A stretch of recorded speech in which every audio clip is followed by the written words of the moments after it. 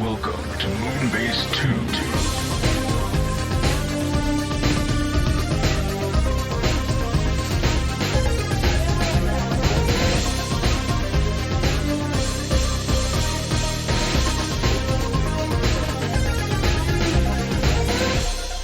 Hello, everybody, and welcome to the Moonbase 2 podcast. My name is Andy, Decayed Andy, and I'm joined this week by the man hit by the green rays of the Getter Robo. It's Mikey G. Wolfie 3. Hello, Mikey. So much screaming. So much body horror. So much screaming. Don't worry, Mikey. You're just going to get, bonded with your giant mecha with all those tentacles going into your body. What came first? Because I saw clips from that. What's the difference between being bonded and being eaten in this context? I don't know, to be honest. I have to know what came first. Did Akira come first, or did the ideas from Getter Robo come first? Getter predates Akira by years. Ah, okay. I wouldn't, because I assume the anime probably took some notes from Akira, because obviously the anime came later. When the wires and stuff started going inside of them, because technically Getter Robo obviously came first. That's from the Shin Getter Robo manga. Okay. So. Where is the manga for Akira? Akira was 1982, and Shin Getter. I guess it was around similar-ish time. I think it was the 70s. No, Getter Robo was 70s. So Getter Robo was 74, 75. Mm-hmm. Shin. When was Shin? Shin's later. Manga.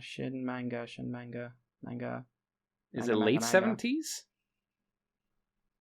Oh God, this is gonna annoy me. Oh, damn it. That's going. Is it not coming up in a basic wiki search? No. My God, I'm surprised. I'm trying. Could be. I don't know. Getter Robo again was the 90s. I know that, but I think Shin, because I know the Shin manga is a thing, but. Okay, so 1970. Okay, Shin's in 96. Oh. Yeah, I thought it came after. Getter Robo. Oh, no, but Getter Robo Go, which is when things got really fucked up. Which was 91.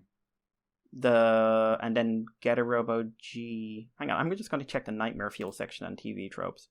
Yeah, no, Getter Robo G was just, as far as I was aware, the basic kind of concept of Mecha Robo anime at the time, or Mecha Robo manga, and then Getter Robo Go was when stuff started getting. He started getting a bit more experimental and a bit more weird with the Getter concept. Yeah, that's where because Shin Getter is introduced in the second half of Go, I believe, because the Go was originally so that's the anime, because I know the manga's different from the. Let me see. Okay, so the Getter Robo Go manga from 1990 to 1993. Okay, so it would have come after the Shin stuff where it got really fucked up would appear after Akira was released. Okay, that makes sense. So I assumed they probably took some inspiration from Akira, and it seems like that's probably the case.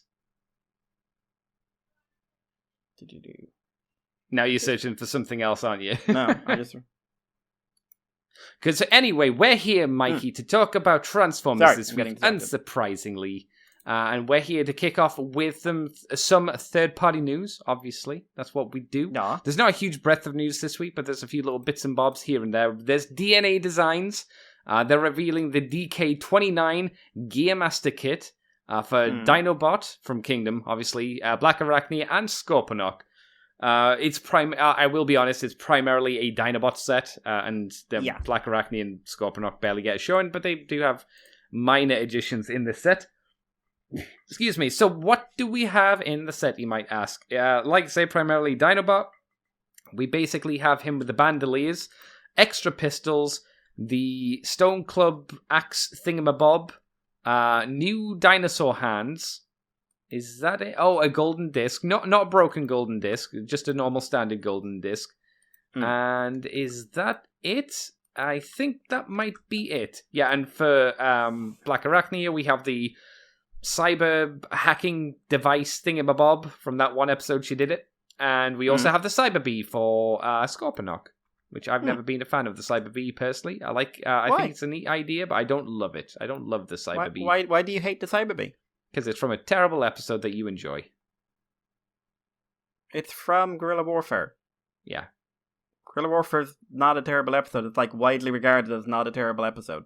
Widely regarded. Widely regarded. Okay. Like, also, you've never said you disliked Guerrilla Warfare. You disliked the Low Road. We've had arguments about that. You've never mentioned Guerrilla Warfare in anything. Yeah. I'm not a big fan of Guerrilla Warfare. Wow, you're a heathen. I don't mind. That's fine. This is just you as a bad person. Wow. That's fine, yeah. I can't tell what the... Oh, I think it's just an attachment point for the Cyber Bee, because you don't actually get the Cyber Bee in this set. What?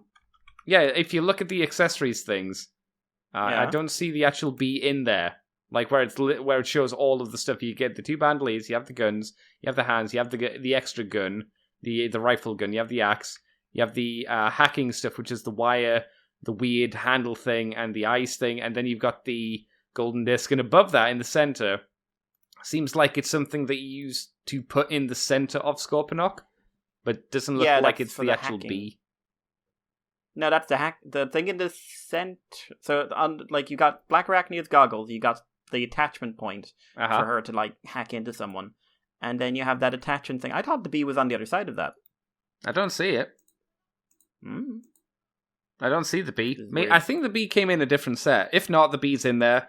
It's just not shown in the original artwork, just in one Scorponok shot. Either way, what do you think of this upgrade kit, Mikey? Yes, it's primarily a Dinobot one. You've got a Dinobot from what I remember. You like it? I do, yeah. I actually think it's a nice little kit for him. Adding the stone hammer is a nice idea. The bandolier and the gun and all the guns, like, I know people enjoy that moment where he's just tooling up ridiculously, but like for me it's always been like cool. I wouldn't it's kind of like Megatron's hunting rifle. These are not what I'd call seminal accessories.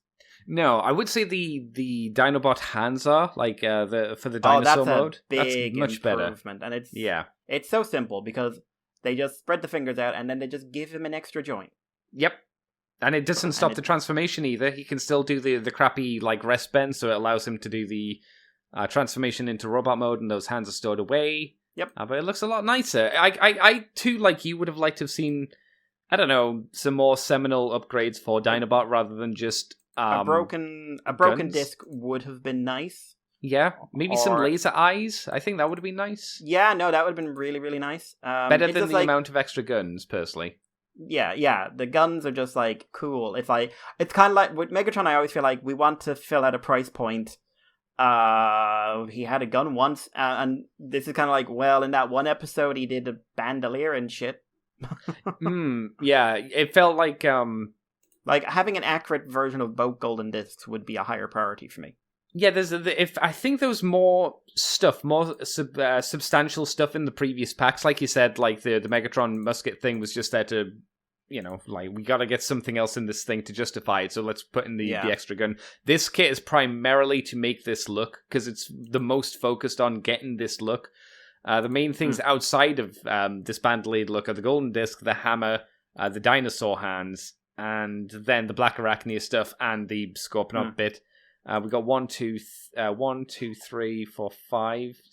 7 big bits of plastic. Arguably, the bigger bits of plastic are dedicated for this mode. And if you want that, that's great. It's definitely fulfilling that. I would also say think of other stuff I'd rather have. One problem he has is that he's not really able to hold the guns properly. No, do you think they maybe should have made some hands that they couldn't make any hands to hold it, could they? Because you can't really swap his robot hands around, can you? Because they're all not pins. Really. I think you could have maybe added on like some extra pieces that you stick onto the gun that go into the hand hole, the hole in the actual hands to make it look better. I know people would say like, oh, you're filling out a price point or whatever, or you're filling out with extra pieces rather. But I think like it's third party. They don't have to worry about like meeting demands. Like, okay, here's what the gun looks normally. Here's 3 attachments that mean that when you put the gun in his hand, it looks like he's holding it normally. It's an illusion, but it works. Do you think he can actually do you know hold what? it like a gun? You could swap. I'm just looking. You could swap out the legs because they're on mushroom joints. Oh, I see what you're talking about. Yeah, right at the top of the bicep, right, just below the shoulder joint. Yeah, I'm just looking at him now. Yeah. He does have. Yeah, no, it's definitely swappable. that would be quite a few extra parts, though, wouldn't it? Because that would be the bicep, that would be the forearm. No, the hand. I see at the the wrist actual joint. hand. Yeah, okay. I said the top of the bicep, and you said yes, and now I look further down. Yeah, there's one at the wrist as well. Yeah. Even then, there's like how many pieces? 1, 2, 3 pieces, 4 pieces for that foot, for that foot hand.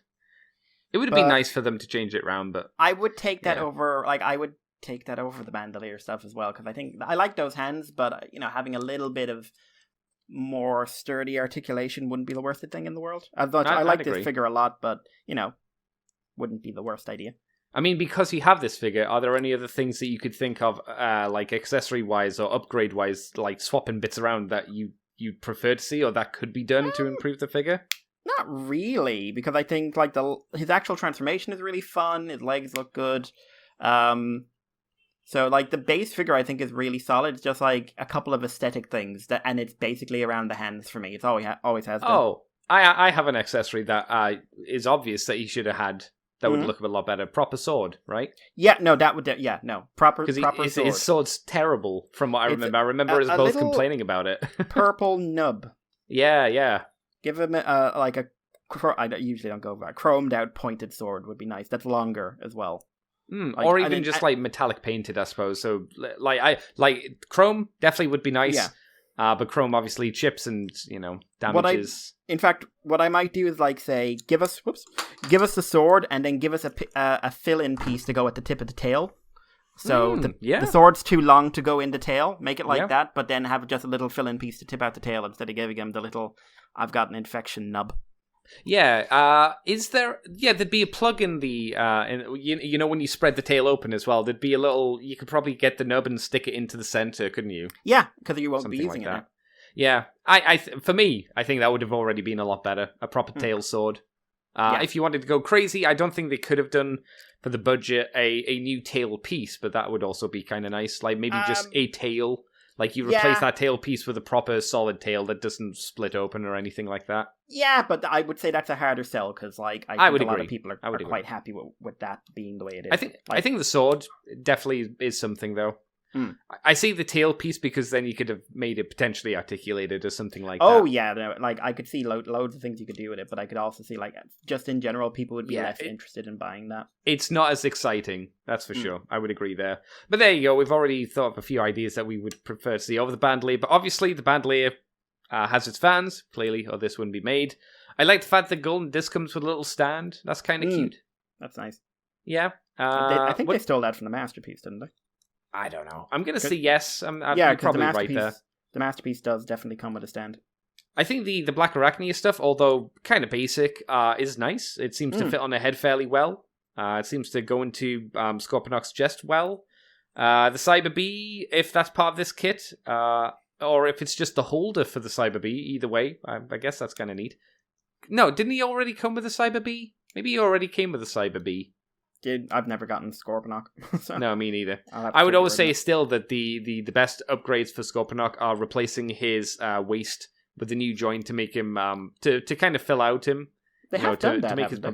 No, I know 3D people have made stuff for him. I don't know if an official company's done one off the top of my head. They might have, but unfortunately, obviously, DNA hasn't done that here at the very least. Otherwise, they would have taken pictures with him. Yeah.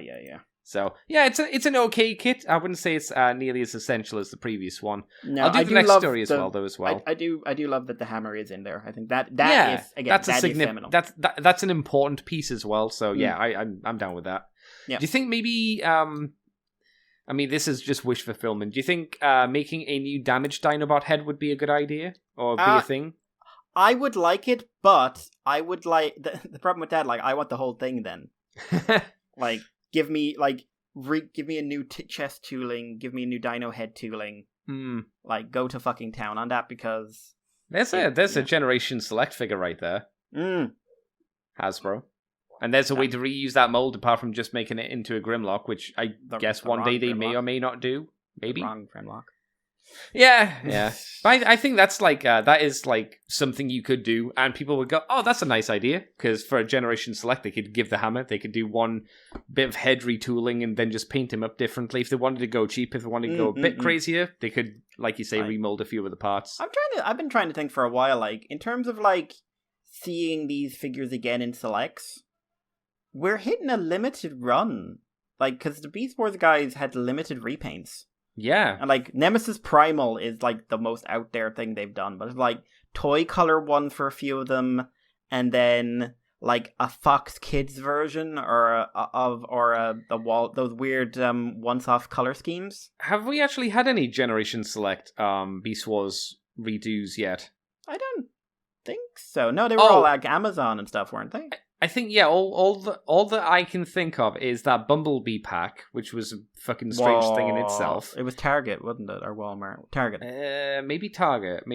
And obviously the Jurassic Park set. Yeah. I can't think of any other times that the figures have been used outside of that.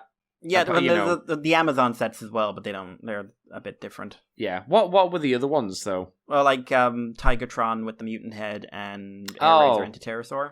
That's right, yeah. I guess they're technically in a weird way. And Grimlock and Mirage, of course. But. I guess they're the new version of the Transformers, what were they called? Odyssey sets? Yeah. The Golden Disc collection it was. I mean, I don't know, like... I wouldn't be shocked if because they do have... I know they do have color schemes for this in some of their piece of club fiction. I wouldn't be surprised if once Shatterglass G1 is done, they move on to Shatterglass Beast Wars. Oh no!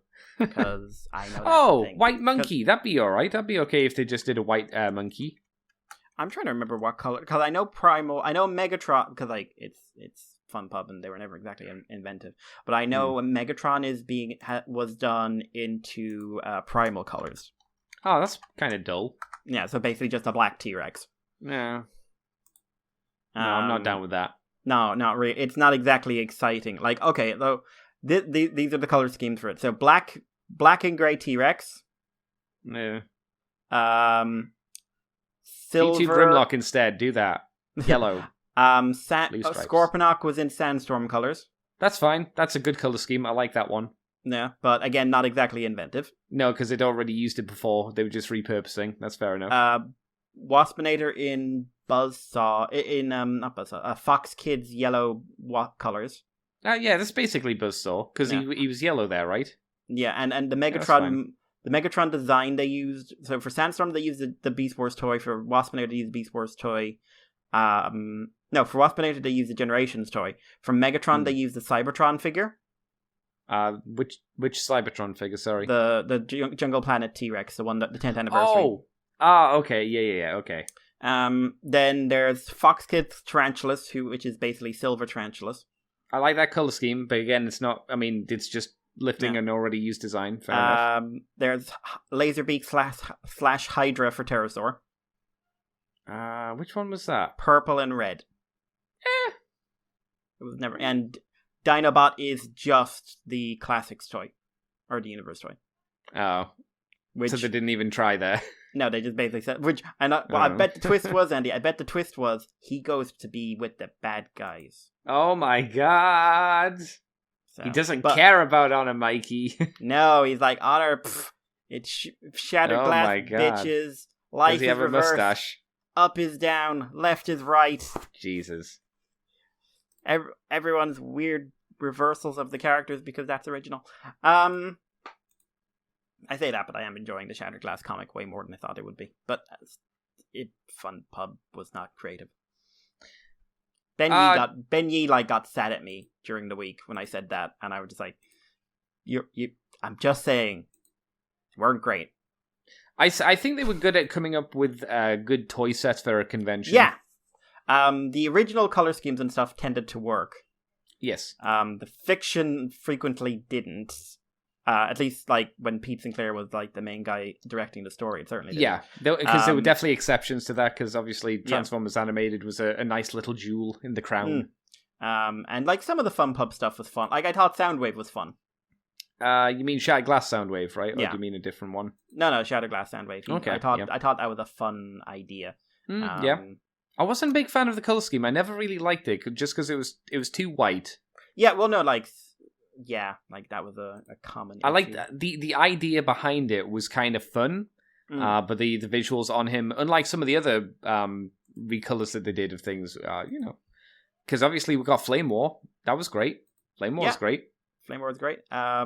Ricochet was weird in that as well, because Ricochet just looked like Jazz. Or was it Jazz just looked like Jazz? One of them just looked like themselves. Oh, we got Cannonball as well. They did Cannonball. Yeah. Cannonball's cool. Very cool. No, Cannonball wasn't Shattered Glass. Cannonball and Flame War, they were the pirates. That's right. But they were for Fun Pub at the very least. Oh, yeah, no, they were. Like, Fun Pub had some great figures. Like, seriously, like, I think Fun Pub, like... Okay, so it was run by an asshole, and the stories the stories were being written frequently by people who couldn't write. Not always, but frequently. Mm-hmm. But like, I still would love to get hold of that Beast Wars Megatron out of RID Gigatron. Oh, I remember that. Yeah, that was interesting. Really... I didn't love it. I remember because didn't that come from a set that had a redo of the classics Ironhide toy? That was the last Fun Pub BotCon, and that was the Beast Wars themed one. So you had the Dawn of the Predators Combiner Wars figure. You had Ravage. So it was Ravage, Tarantulas, Ramhorn, Cicadon, and Sea Clamp for Predicus, or Tripredicus rather.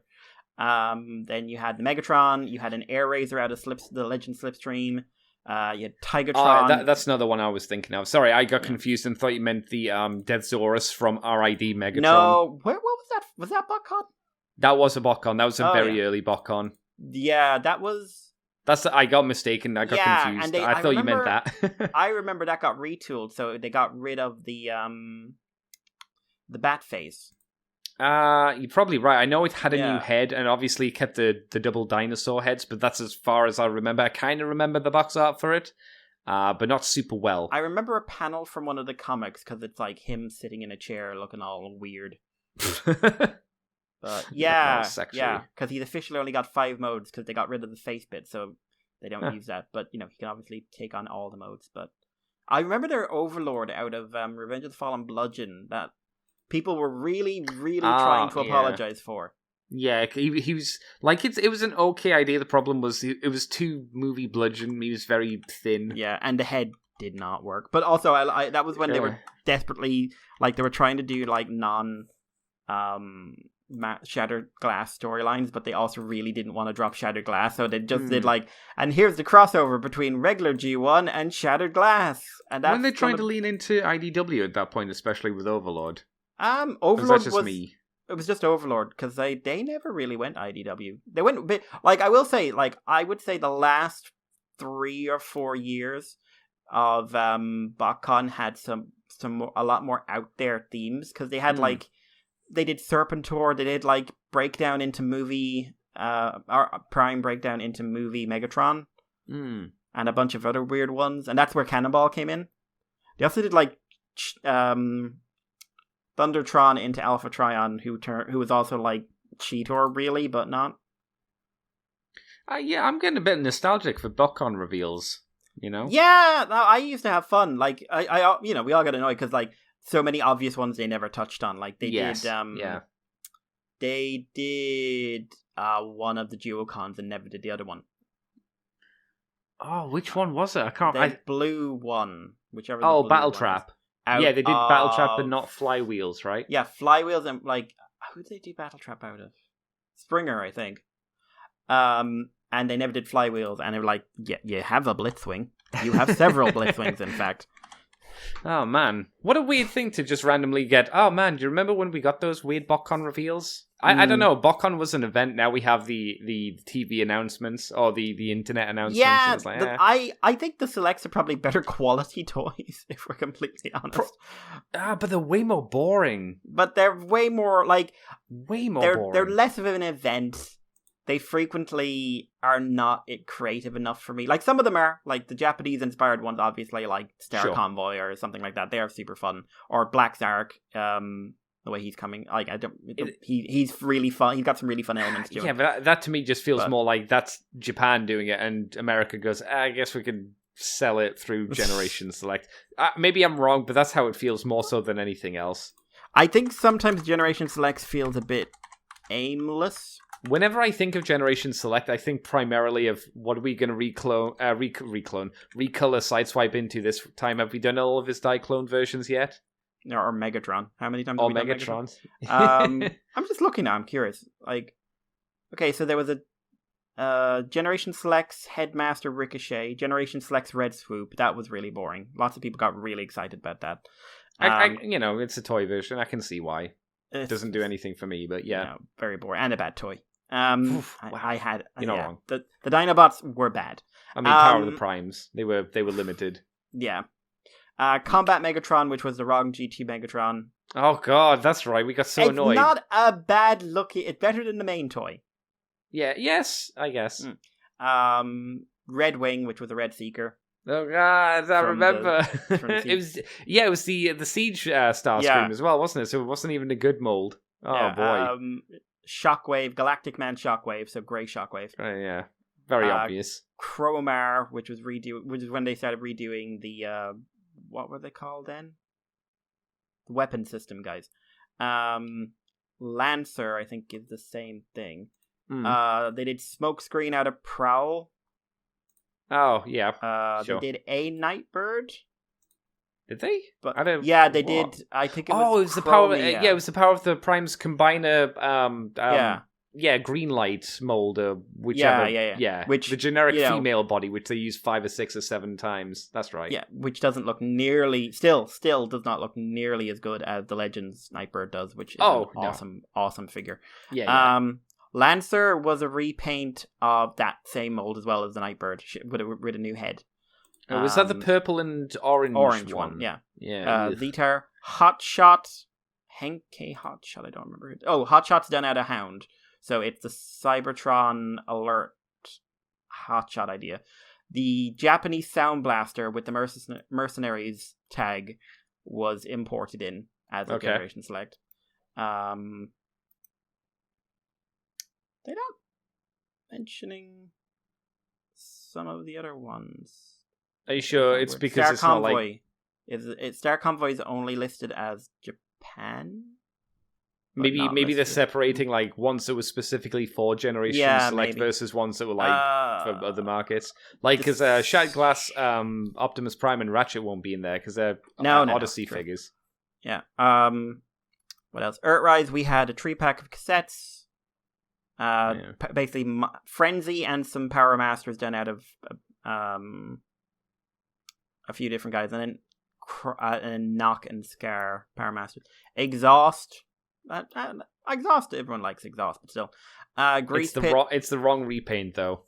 It's not Slicer. Yeah, exactly. Hubcap, which didn't look great. The GT Megatron. Mm-hmm. Bug Bite, which they failed on because they made it too monotone. They didn't have the tempos. Shattered Glass Prime, Shattered Glass Ratchet, Tiger Track, Rotor Storm. I don't remember Rotor Storm. Spin Out and Cordon, which is both out of Sunstreaker and Sideswipe again. Sandstorm, who is the G2 Sandstorm, who's Ramjet, I believe. Okay. Oh, I know the one you mean. Yeah. That was all right. Black Rorichi. Yeah. Deep Cover, who is the Sideswipe. Ramjet G2. Transmutates. Artfire and Night... Oh, yeah, Transmutate's out of the T-Rex skeleton. That's right. Artfire and Nightstick. The toy-colored Galvatron. Black Zarat. Lift Tickets. Star Convoy. The Seacon Super Megatron. The Japanese version of Volcanicus. The Japanese version of Abominus. So the Japanese toys were included in here, but they're not the same, obviously. Okay. God Neptune, Star Convoy, and Abominus. No, Volcanicus. It's basically just the same toy, but with a slightly different paint scheme and big swords. That's right. Yeah, that's what I remember. I'll take us on to the next story, though, Mr. Mikey, because it's quite a quick one. New Age H28G. Lucula, if that's what we're going for. It's the Delta Magnus, or Shattered Glass Ultra Magnus, if you're a heathen, or it's the Diaclone version of Ultra Magnus, or the very brief times you see him in the original trailers for the movie. Ultra Magnus, the red head, the blue body, all that jazz. It's just a recolor.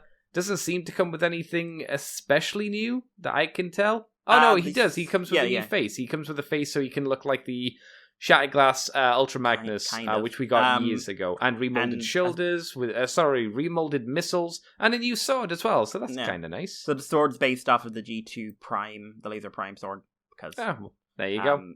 Ultra Magnus was a repaint of the Laser Prime. That's Generations figure, wasn't it? Yeah. Cool. That sword looks ridiculous in his hand. Why do you say that? Because it is so wee. I don't think it's that small. Look at the shot of him. Where one shot makes it look really small. The other shot makes it look fine. Yeah, but the other shot, his arm is like much closer to the screen. While the other one is much further away from the screen. Yeah, but like I can see the proportions better in one ending, and I just think that looks wee. I think that's unfair to say because we've got one close up and one far away. We probably need to see, I don't know, some more like in-hand images to give a real sense of scale. Well, you know what I think? What? I think you can go to hell. Wow. Look at me throwing down the logic and you just rejecting it. Yeah. Welcome to the 2020s. Logic is God. subservient to belief. Yeah, I mean, it could go either way. Like I say, I think we do need some better images, but I think it's a good representation of that Diaclone version of Ultra Magnus. It's a much more interesting color scheme than just some of the other versions of Magnus. I don't like it being co-opted into being Shattered Glass just because it's the popular Diaclone version. To me, that always seems lazy. I think it's nice to have a few extra accessories to make him a bit more of a full package, but still, It's like, when you look at this, who does actually... Like, also, if you're going to do Shattered Glass, this is not the Shattered Glass dude. It's no. the wrong one. Yeah, I would say so. Yeah, because it's not Laser Prime, so it's a weird choice to go for. But it's an option. Not Toxitron either, I noticed. I mean, it would be really fucking weird if this was painted up as Toxitron, to be fair. But wouldn't you want it anyway? I'd be interested. I want every toy turned into Toxitron. At least they're not going down the weird route of like doing the P clear plastic version of G1 Ultra Magnus. Do you remember the Japanese went crazy and did loads of like clear versions of Ultra Magnus for some reason? Yeah. Loads. There was wasn't there a red one as well? Yeah. Oh god, it's weird. It's weird what they did. So it's luckily they didn't go that way. Diaclone version, I'm okay with. I'm not obviously. It'll be a much more limited amount of people who would actually want this because money. I would assume, unless you've just got money to set on fire. Any other thoughts on this, Mikey? No, I'm good. All right, you want to take us away with the next 2 bits of news? Because I want you to talk about Bumblebee as well, Mikey, because you're much more knowledgeable on this than I am for the week. Bumblebee. We've also got some Masterpiece to talk about, too. Yeah. Sorry. So, possible images of Masterpiece Cliffjumper, question mark? So I don't know why it says possible. Because this has been going on for 2 months, I think now, where does this prototype of different stages of development shows up, and people go Cliff Jumper, question mark? And it's just if a third party company has not laid claim to this by now, I think we should just assume it's the real deal. I think that's fair to say. It doesn't look like a third party anyway. No, and it really doesn't. And it doesn't look like someone did a custom job. No.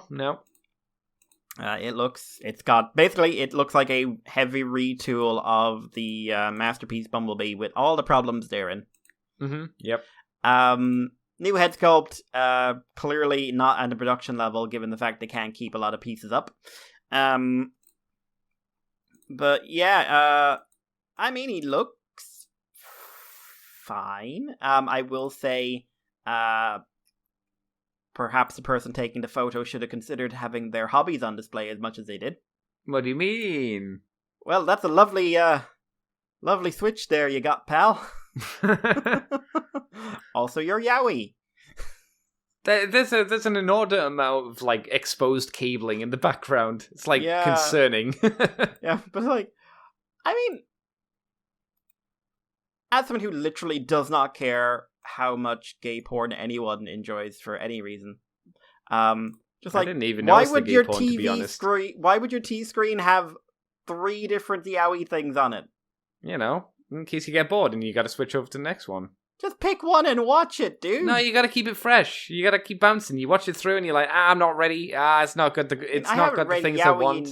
I haven't read yaoi in years, and I could only do one at a time because that's all I do with stories. I do one at a time. I do one thing. There's no point going through like 5 of them. You miss all the plot points. I don't think people are reading it for the plot, Mikey. Oh, Andy, don't. No, he said it. I'm not.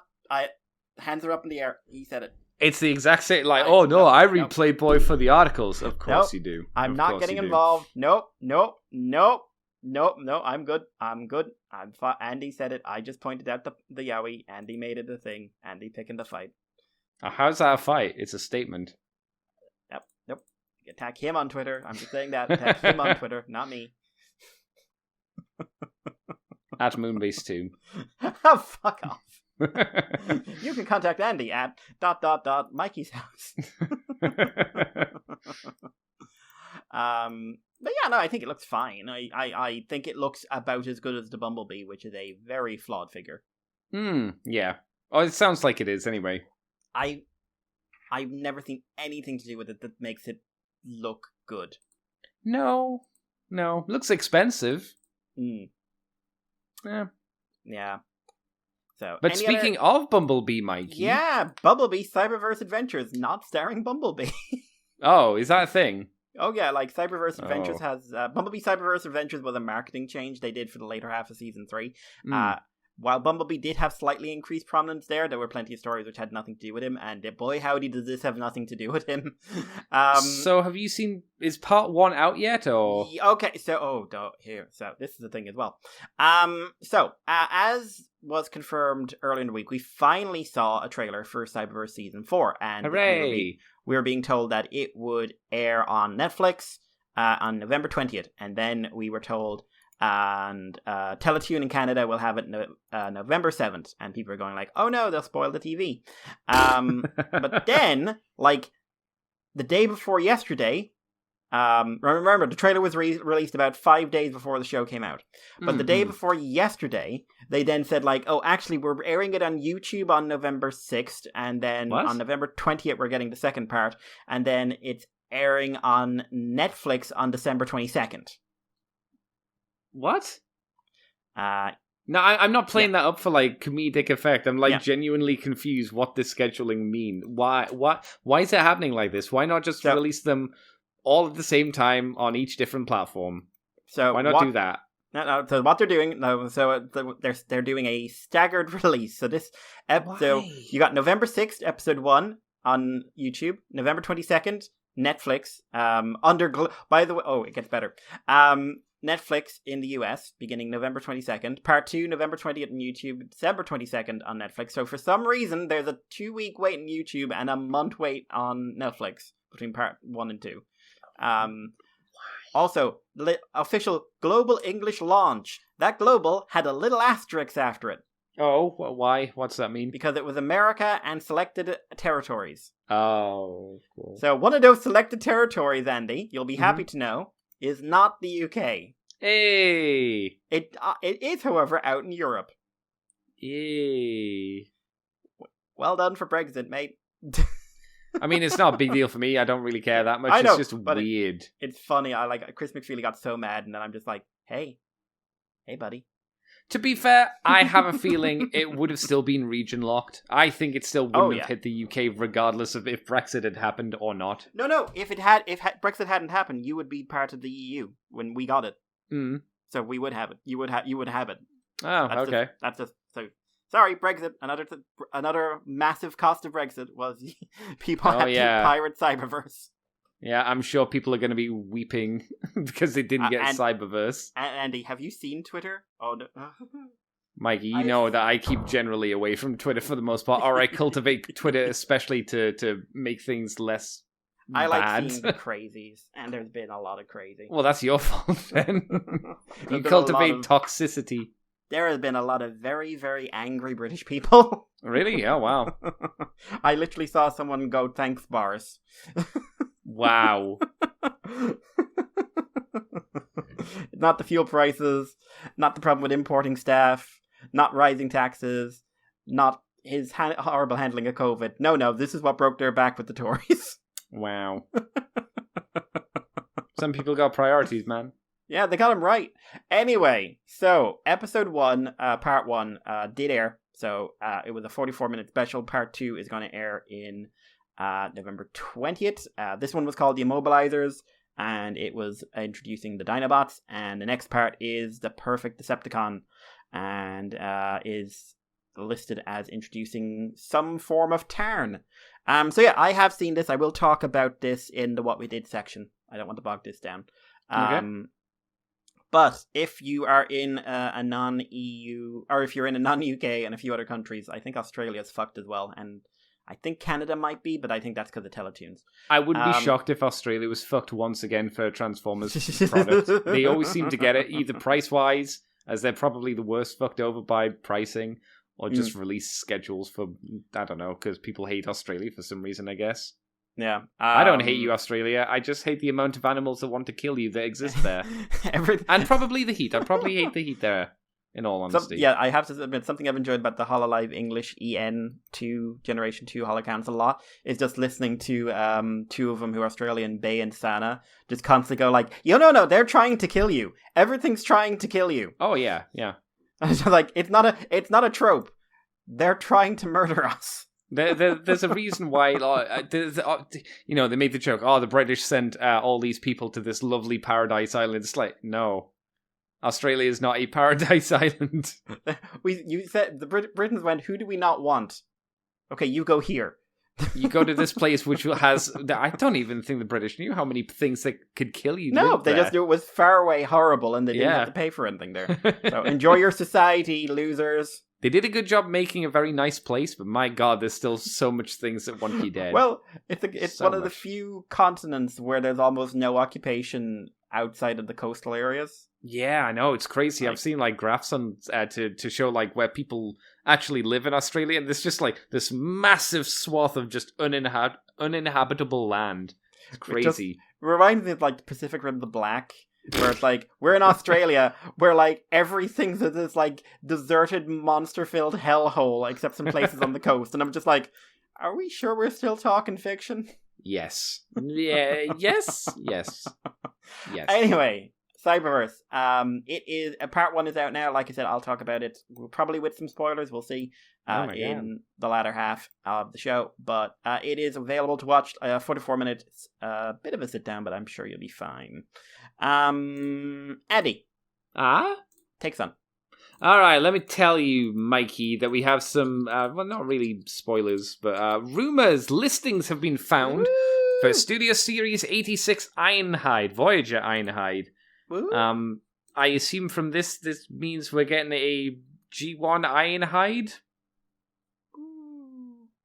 Yeah? Well, I mean, we already got Studio Series movie Ironhide, and then a couple of different bodies, I think.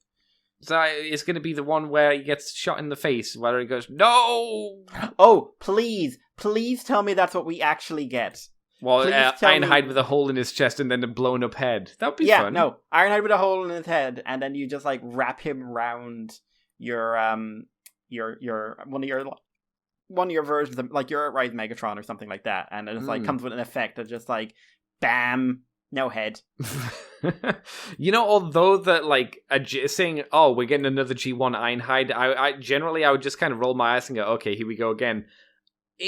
With Ironhide, it kind of be nice to see a better version of the toy, because every iteration I see of Ironhide, I go, it's okay. The last one we got, it was okay. It was mainly a retool of a previous figure. So yeah, I will say I think it was a good toy. I had the Shattered Glass one for. It was better than what it was based on. That's for sure. Oh yeah. But I sold it on there. But I thought it's actually surprisingly solid. Obviously parts forming, which that's fine. Yeah, it doesn't bother because it's a retool of another figure from Siege. So it's okay, fair enough. So to get a dedicated Ironhide toy in Voyager scale is probably going to help him. He's not going to have to worry about the deluxe price point, budget, and scale issues of how do we make this all work. I'm not too thrilled. It is just another G1 figure. And it still exists in this what even is Studio Series 86 versus the main Transformers line at the moment. I still don't know. And I may have mentioned this before, but I had a bit of a shock when I was in Smith's recently, just looking. And it struck me... It was Monday. No, I wouldn't have mentioned this. It was Monday. These Studio Series figures are about €10 more expensive than the Generations figures. They sure are, Mikey. And they've said right now that basically they're kind of moving people in between both lines. Do you think that's why they're boosting up the prices on deluxe figures? Oh, or no, just Kingdom figures? They're boosting up the prices because economy and they think they can make more money. But I actually sort of stood there. I think I had like a Studio Series Scourge in one hand and I had Cyclonus in the other for Kingdom. Oh, that's so annoying. But I was looking, it was just like, this toy is €10 dearer than this toy. And it's not worth €10 more. And it's the exact same line and quality because all they've done is put a Generations toy in a different box. Also, you know these what should never would have been a bit more expensive in the first place. You know what would be really funny if they'd released Scourge in Kingdom and released the sweeps in Kingdom in 86, and then you could literally see the same toy but for more money. No, they're doing that. They're releasing Earthrise RC in Studio Series next year. Which will be the third time she's had an increase in price, because originally for Earthrise she was one price, then she got moved to Kingdom and was up by £1 or £2, and now she's up by 10. Should be up, that should be up even more money, or 5 or 6, whatever it translates to in pounds. But €10, and it's a for the same toy. Figure. Yeah, I mean, it doesn't matter on the quality of the figure. It is I'd say the quality of the figure is kind of a kick in the nutsack. It's just the same figure, and there's a few years difference, and it's just it's more. Oh, it's a lot more now for no reason. But the new packaging. You're paying for new packaging. Very expensive packaging. Has less. No, it's more. It's better. No, it's just cardboard now. They're getting rid of or they're reducing plastic, which means cardboard less. Is incredibly rare, Mikey. It's like unobtainium. You cannot obtain cardboard in the wild. Unobtainable? Yeah, unobtainable. Unobtainable. I've never really had quite a moment in Transformers where I really felt just this, like, no, I had it in 2012 where I was desperately trying to make excuses for the War for Cybertron figures. Oh. Or the Fall of Cybertron figures. Oh, I was going to say the War for Cybertron figures, they were good. Apart from like Bumblebee, but... Hey, here's your Voyager Grimlock. Don't squeeze him too hard. Why? Well, see that plastic flex? Yeah. Oh, and here's your kickback. You want to like this, don't you? Yes. Yes, I do. Man, if they said, you know what we're going to do? We're going to redo those Fall of Cybertron figures and War for Cybertron figures and do it for this line. It'd be, neat. I would be. Maybe they could do Bruticus and it wouldn't be terrible. Yeah. You know? Yeah. Do you know how long I apologized for G2 Bruticus back then? For a while, bless you. I really wanted to love him. Yeah. Third-party companies did some good jobs to try and fix it, and then made a completely separate version, of course, which was really cool. But and then once we got to Combiner Wars 1, I was just like, no, we don't need to lie anymore, guys. Yeah, that was a rough time. This is good. This is not. But man, it was such a strange experience to be just standing in a toy shop, like looking at these two toys that are functionally identical in terms of engineering and everything else, and just like, I'm being ripped off for a name that doesn't mean anything anymore. Yeah, pretty much. Yeah. Like, at least they, like, when they first did Studio Series, they pretended there was something premium about them, but now it's just like, wow, I'm being robbed. It feels like it. I mean, there are people out there who are okay, I guess, with paying it, which is, fair enough to them, I guess. I had that conversation with Rodmus, and someone said to me, like, I'd never heard anyone who bought it who complained about the price or anything like that. And I was like, no, you wouldn't, because they were able to buy it.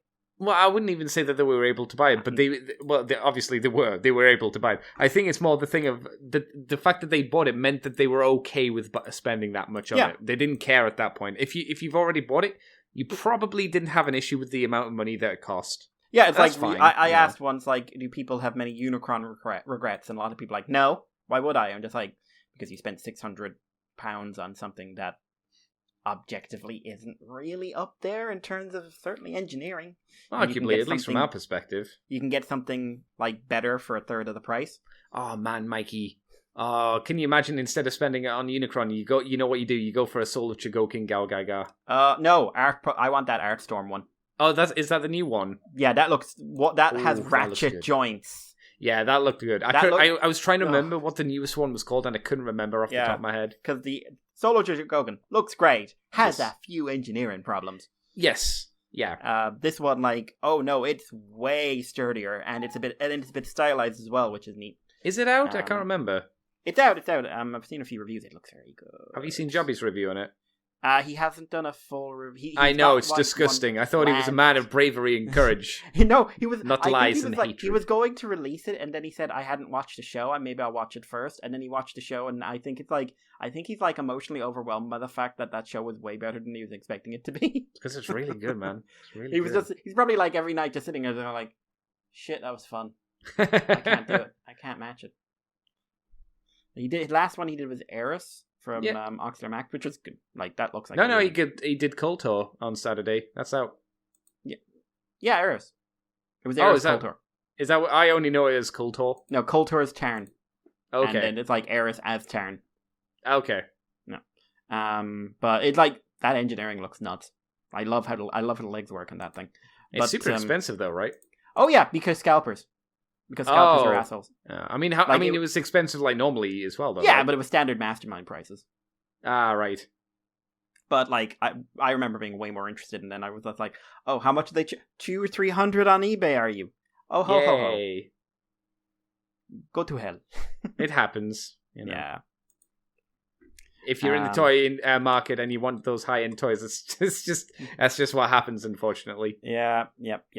You could now like buy Unicron for literally the price of a decent car. Oh my god, that's a real thing you can do. I wonder if that might actually become like a valuable toy in the future, just because of like how expensive it was on release and how few of them probably exist. I could see it, but I kind of super hope it doesn't, just to screw someone over who bought like 6 of them because he thinks he's going to use it to pay off his mortgage in 10 years' time. Yeah, I don't think it'll be like expensive anytime soon. I think you're gonna have to sit on it if you want it to be like super duper valuable. But you know, I collect really things because I like them rather than, you know, obviously just this is gonna be money in the future. And that's why, you know, I clear stuff out as time goes by because my feelings for things change. It's true. I was talking to someone about that recently. I'm just like, yeah, like I don't actually have a very big collection anymore because like I go through stuff. Like, if something isn't speaking to me anymore, it gets given away or it gets sold. Like I told you before, you won't be able to do that with your model kits, unfortunately. No, they live in my house now. Yeah, they're going to have to. The only thing you can do with them is just, as your skills get better painting them, is just go back and go, I did a terrible job. I need to fix this. Or, no, I could paint them and then try doing Grimlockamus kind of stuff. Oh, like, yeah, you could try that. Yeah, definitely. I don't think it would work, but I could try. The other Studio Series figure that we got, that we saw images of, is the Unmasked B127 Cybertronian Bumblebee from Cybertronian movie. So it's Bumblebee. He's just got his normal Bumblebee face rather than the masked version. There's a slight difference in the color, it seems.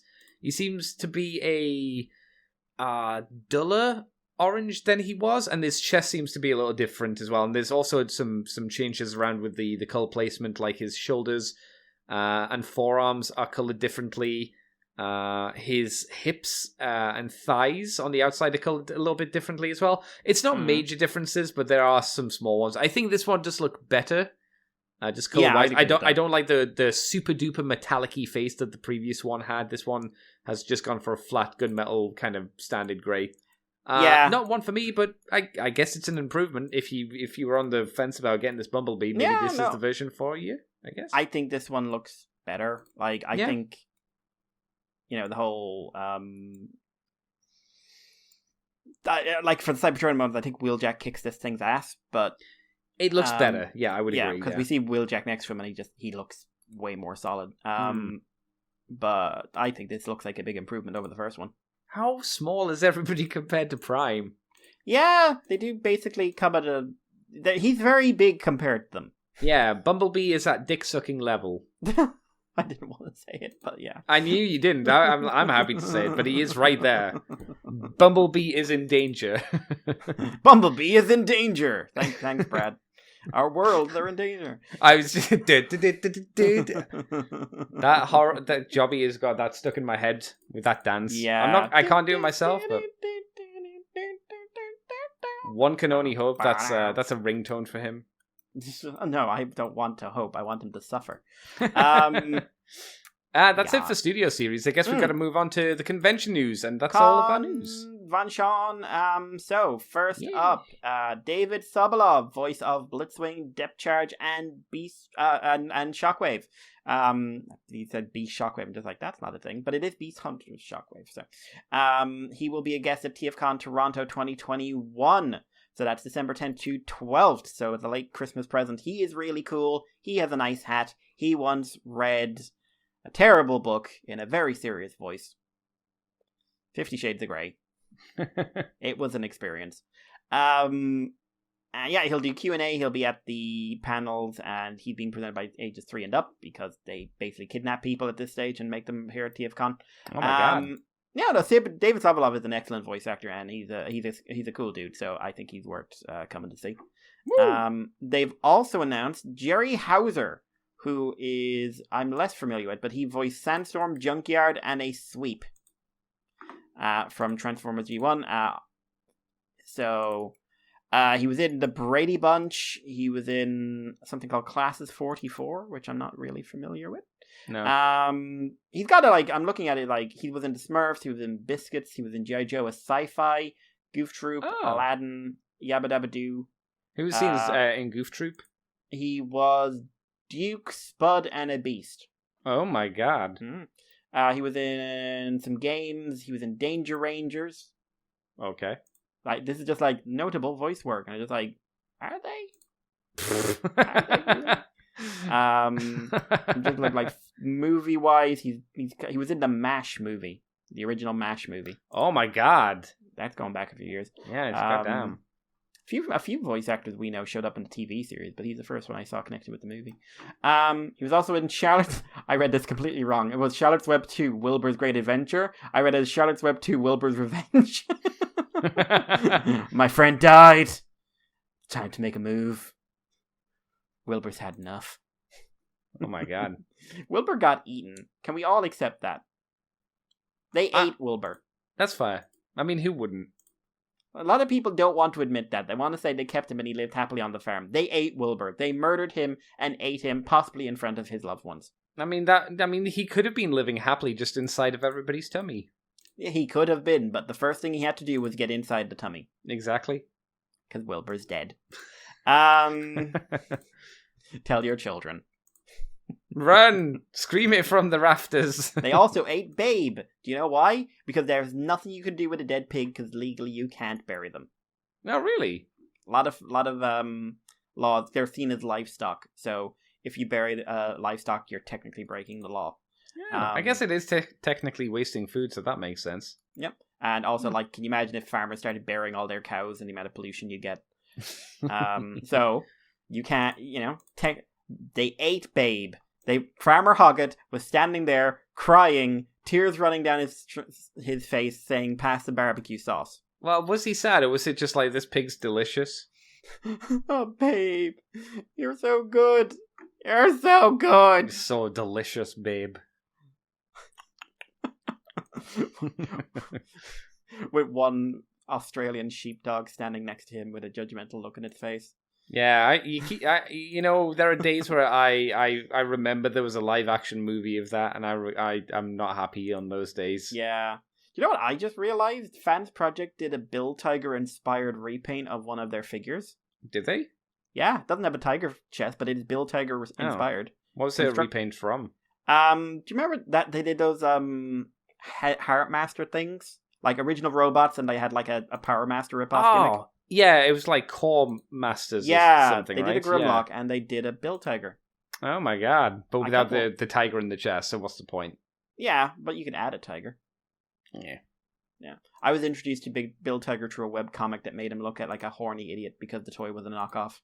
No, man. The guy was just he doesn't have a brain. But yeah, so there's also, it's not on here, but TFNation has announced some fairly significant price changes going forward on tickets based on basically trying to get people trying to get butts on seats for the next one and cover a lot of losses, of which there are pretty undeniably major losses for them in the last 2 years due to having to still run a business about set around a convention that didn't happen twice. The overall, basically they've gotten rid of the weekend ticket. From now on, it's a ticket per day, and you also need a ticket per the evening event and a ticket for early. This is new. Early access to shopping is now something you can buy. So limited on both the evening tickets and the early trader access tickets. So the pricing goes £30 for Friday, £45 for Saturday, and $35 for Sunday. And it's £15 for Saturday evening, and it's £35 for trader access, early trader access. Okay. So, I don't want to delve into this too much. You and I had a nice chat about it beforehand. Yeah. I have some mixed feelings about this while I'm trying to be understanding. Mm-hmm. I feel like not only is this a pretty significant price hike for context, the weekend ticket last year, which gave you full access to everything, was £75. So this is nearly double. More than, actually, it is double if you want to go in for all in. I think it's going to have a pretty significant effect on some of the social aspects, because if you do not buy all the tickets, the idea of, like, if you do not buy a ticket per day, a lot of the casual social aspects of this goes out the window. I guess how much does this affect the people that went for the Saturday just on their own? Not many, but as so that's good at least. Like if you were a single day person, that's great. But as you and I sort of pointed out to ourselves, the vast majority of people who attend TFNation go in for the full weekend. Yeah. I guess it's best for like walking. Maybe it's to help attracting walk-in people as well. I don't know. I'm not a big fan of this personally, especially as you and I talked about the early access kind of shopping thing. Yeah, to me that feels kind of gross. It feels like an obvious choice to go with if you want to make money, because there will be people who want to get into the room first and get the best deals as soon as they can. I'm not a fan of that personally. I think that's a little bit on the grotty side, but Auto Assembly did the same thing in its last year or two. Did they? I can't remember. I'll tell you word for it. I remember. Auto Assembly did it for definitely for the last year. I think it was the last 2 years. And at the time, people were pretty negative about the experience, because they would be going into the dealer room and they'd come out at like 9 o'clock. Like the doors would open like 7 or 8, I think. And for an hour, people had free access. And then like normal people would go in and just like, certainly on the Saturday, I remember meeting a lot of people going like, there's nothing of value in there because all the really cool stuff has been just completely picked clean. Yeah. So I think the next year, Toifu in particular, they were very careful. Like they staggered like when they put out rare or interesting things. So they were like, okay, we've lost a bunch of interesting stuff in the morning. It's okay, we still got interesting stuff for the evening and for Sunday and everything else, because toy foods are cool dudes. Yeah, because you need to keep in the kind of weird cool stuff as well, just to bring people to the table. Even if they're not going to buy that stuff, I guess you need it to pull people to your table, so they go, oh, that looks neat. Oh, I can't buy that, obviously, but it looks cool. I guess I'll get this instead. Why not? Yeah, it was a big draw. And so I really do understand like the need to make up on some significant losses. But if I say bought a Saturday ticket, my options really go out the window, because like one of the things is like you're sitting in a bar, someone says, well, we go for a wander, and you're just like, yeah, sure. Now it's like, well, you go for a wander. Sorry, I didn't purchase Sunday or Friday. I've got to stay here. So I've got to stay here. And, like, those wanders are really, really important to the social structure of TFNation, in my opinion. I would agree, yeah. And it's just, I don't know. I would hope once this situation has been dealt with, they do consider pulling back closer to the original price and maybe bringing back the weekend ticket I would be surprised if we ever went back to the same price, because of inflation's a thing now as well. But I would be kind of disappointed if, like, once the costs are covered and everything else, they stayed at this because it's more financially attractive. But Was there more? Didn't we get a price hike the last time? yeah, well, as well. yeah, can't like remember. unfortunately, you can't escape price hikes. Sure. in life or in death. So I do understand price hikes in general. It's just this is a pretty significant jump. And like I said, I completely understand like the reasoning behind it. It's just I'm always suspicious of companies that do something like this because there's a lot of marketing speak about it, and I know people who run TFNation. I've known them for years, but I also am aware like it is a company first and foremost. Even if you think you're dealing with a person, it's like you could have known Brian Goldner and been a great friend to him, but if you were dealing with something with Hasbro, you were dealing with Hasbro. You weren't dealing with Brian. You know what's worse? Lorenzo de Bonaventura. He might be a really nice person. Yeah, he could be lovely. He could be this guy, you sit down, you love him, you hug him, you tell him he's got beautiful children, and he asks, why do you know what my children look like? I've never taken you home. This is very strange. Mm-hmm. And then you bring out the phone with the camera phone, and it gets awkward, but he'll figure it out. He'll be fine. Yeah. But then he sits down and goes like, but hey, have you heard about the Bayverse? Would you like to go to China? Because I sure would. Do you want me to tell you about things? No, please don't tell me about things related to Transformers, Lorenzo, please. Yeah, because like it's their jobs, and and like even with TFNation, it's not their primary job. It's still something they invest tens of thousands into every year. Oh, sure, yeah. So, like, they're not getting, they got to get something out of it, or else that would be insane. I guess it comes down to the customer at that point. The people listening to the show who would want to go to TF Nation, you've got to weigh up what if you think it's worth going and paying for effectively three separate tickets. If you're okay with just buying one ticket and hanging out of the hotel, or buying two tickets hanging out of the hotel. Some people will be completely okay with it. For me, obviously, I can't go because I've got work commitments and whatnot. But I definitely think people who don't have a lot of extra disposable income, it's definitely going to make the trip a lot more of they're going to have to look and go, can I actually afford this? Or if I do this, am I going to have a great experience going, and then knowing potentially if I've only got one ticket, like you said, Mikey, on the Saturday, I'm just going to have to hang around outside, maybe on my own, maybe with other people, who knows, but I might not be able to see my friends who I'm there primarily to see for the entire weekend. It's something you are going to have to decide for yourself at the end of the day, I suppose.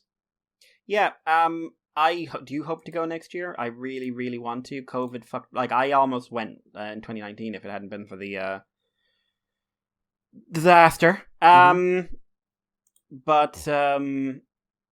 I'm hang on, what? Oh, for fuck's sake. Why are you fucking? So, God, Techno, send me a fucking link. I know you're listening to this. Send me a fucking link. We're not doing live streams at the moment, Mikey. We fucking are. Hey Andy. Hey. So, TF Nation, there are good people running that, but we're dealing with a business and we need to accept that we're dealing with a machine, not the individuals. Moving on. I do want to go next year, blah blah. Cyberverse finale has aired. Oh, has it? Oh my god. Teletoons just decided to air it, despite the fact Teletoons had it listed for November 20th. Teletoons Mikey, didn't you just tell us about the listing dates for how this is going to air? This is a live reaction you're seeing. And people are like, wow. Oh, there's so many confused people online right now. Is there a load of people saying send me the fucking links? No, yeah. Jesus Christ, I'm going to have to be watching TFW for the rest of the night because they'll fucking spoil it. Yeah, probably, yeah. Oh my god, I wanted to watch this on YouTube and show like, hey, I'm supporting everything, and I'll still do that, but Jesus, now I have to pirate it. You don't have to. Yes, I do. They're not fucking ruining this for me. I mean, technically, it is your one and only Transformers thing at the moment. Yeah, I think. Yeah, that's fair to say. Yeah, it is. Yeah. Hang on, Jesus Christ, the scheduling. Please tell me I can stream it. ... bitch. Maybe we should have General Techno to give you a synopsis of what happens in the episode. No! You go to hell. You go to hell. And What happens in the last 5 minutes? What goes down? Is it good? So who died? Who died? Yeah, who died? Who died? Who died? Anyway, yeah. So TFNation. We've got updates. Keep an eye on the Twitter. I'm sure the lads there will get the old. Or be aware of Twitter potentially. Yeah. But yeah, so that's the news with a late breaking news story. Yeah, Mikey's surprised. That's for sure. Surprise, bitch.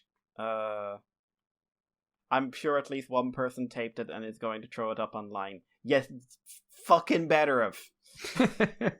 Well, does that lead us nicely into what you did this week, Mikey? I guess you can start talking about Cyberverse Part 1, I guess, right? You may as well. Oh, man. Globally. ... Yeah, so Cyberverse Part 1 aired in Immobilizer. I am going to put some spoilers in here because there are some things that I'm going to leave plenty that isn't going to be spoiled, but there are things I want to praise. Oh my god. I don't want to be abstract in this. Oh so skip ahead 10 or so minutes because basically what I'm going to say is it was good. Oh my god. There's your non-spoiler thing. So it is basically Demobilizer. We're in post-war Cybertron. We're in a peace treaty where Optimus and Soundwave are about to sign off on the Autobots and Decepticons working together. Looks like they went with Megatron actually did die at the end of season 3. Which was deliberately left ambiguous. Then they all get frozen, and it turns out it's Sound Blaster. Oh my god. And the mercenaries, who have almost the same construction as they have in War for Cybertron. Yeah, okay. Which is Bug Bite's in there, Sound Blaster, there's a Conehead. Are they done better than they were done in the other thing? Yes, this episode is War for Cybertron if it was done with talent. Whoa, damn, Mikey. Which is really highlighted by the fact that it's the same Optimus Prime voice actor. And he's got, like, context and speed to his words and emotion. Wow. That sounds pretty lame, Mikey. I don't like that. We don't need that. We No. need this. That's how you pace out an episode, Mikey. It's called pacing. That's how you get out of your 10-minute trap. There should have been a bit where someone tried to interrupt him and he just held up a finger. Shh.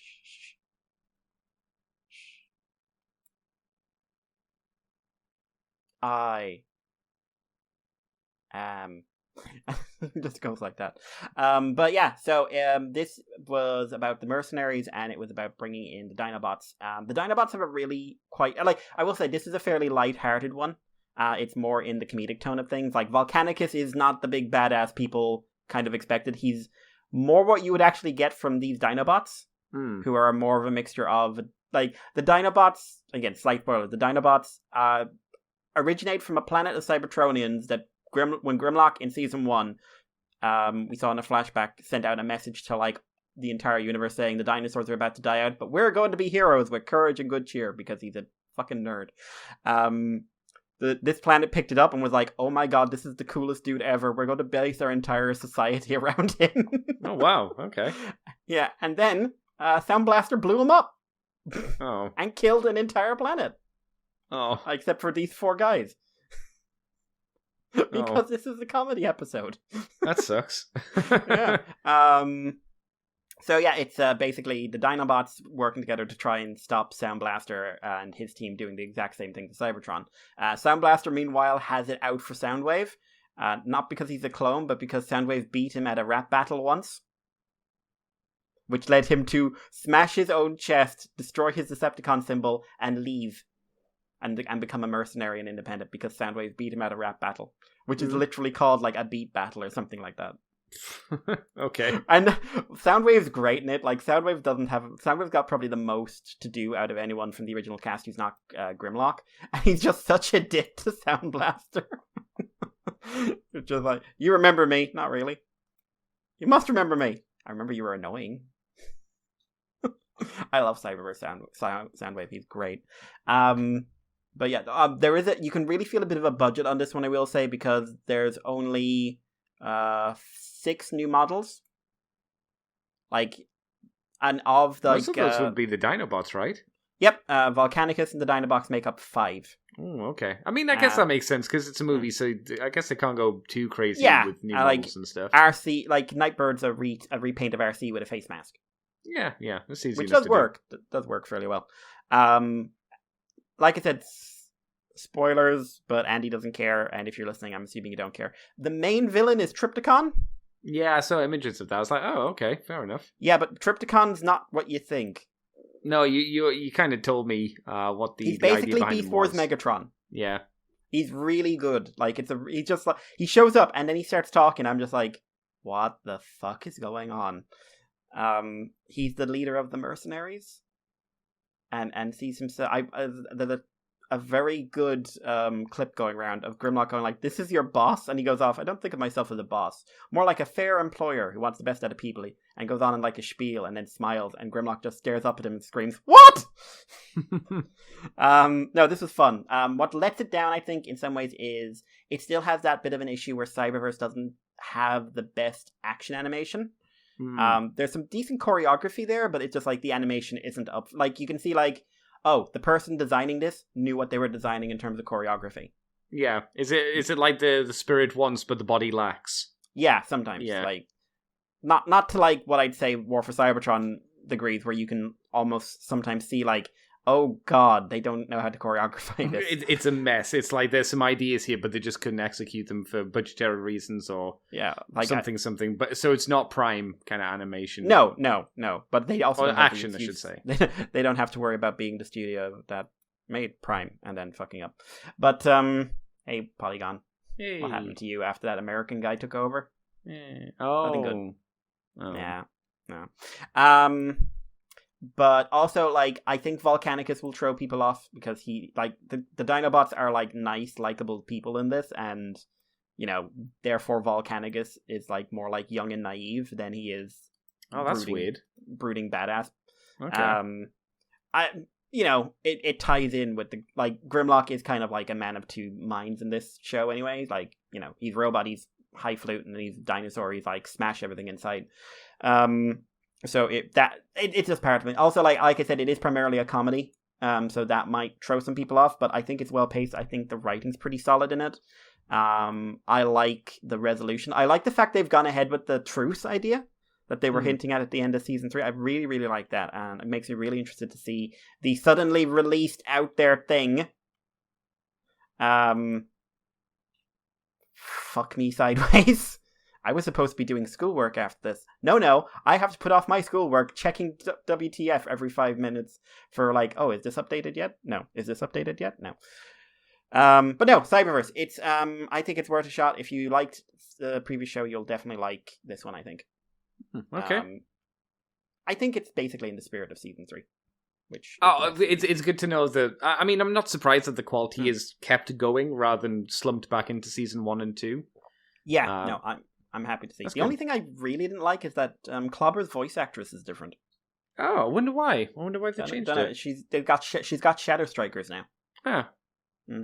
Maybe it's a cost-saving measure, maybe. I guess, or something. It's a bit of a shame. I really liked her voice. Oh, that is something I really want to, like, big thumbs up. Excellent voice acting throughout. I think the cast... Did Prime get better? Because I remember, like, all the way back in season 1, you were like, Prime... Like, I still think the poor man is being told, try to pretend you're Peter Cullen, but he is made it his own. Okay. And Prime is let's just say Prime is a hell of a lot more emotive than he was in War for Cybertron. And, like, has a sense of humor. What kind of alien planet is this? But, like, Soundwave and Sound Blaster both did excellent performances in this. And, Grimlock's guy did great as well. Like, overall, like, it's not their fault that they're not in a union. Like, they're talented people. So, anyway, apart from that, I watched the next 3 episodes of Megaton Q Musashi. So I'm up to episode 6 on that. Wow. Episode 4 is really good. Basically about fucking over a poor child's brain. And it's really framed like fucking over a poor child's brain. Episode 5 and 6 feel like they're wheel-spinning episodes. Oh, in a good way, is something happening in them that makes it worthwhile, or kind is it just of wasting? Like there's set up for plot and characters, and then and then half of it is a super robot fight. But the way they had it structured before, it was it felt a bit more balanced. I will say the end of episode 6 is actually quite solid, and it's got a little bit of an emotional kick to it and reveals something new about the bad guys. But I get the feeling like this is going to be a 12-episode series because I think the pacing is really moved into 12 eps. But if they can, like, if 5 and 6 are as low as it gets, I'm going to be pretty happy with the show. Like I said, I don't want it to get below this bar. Okay.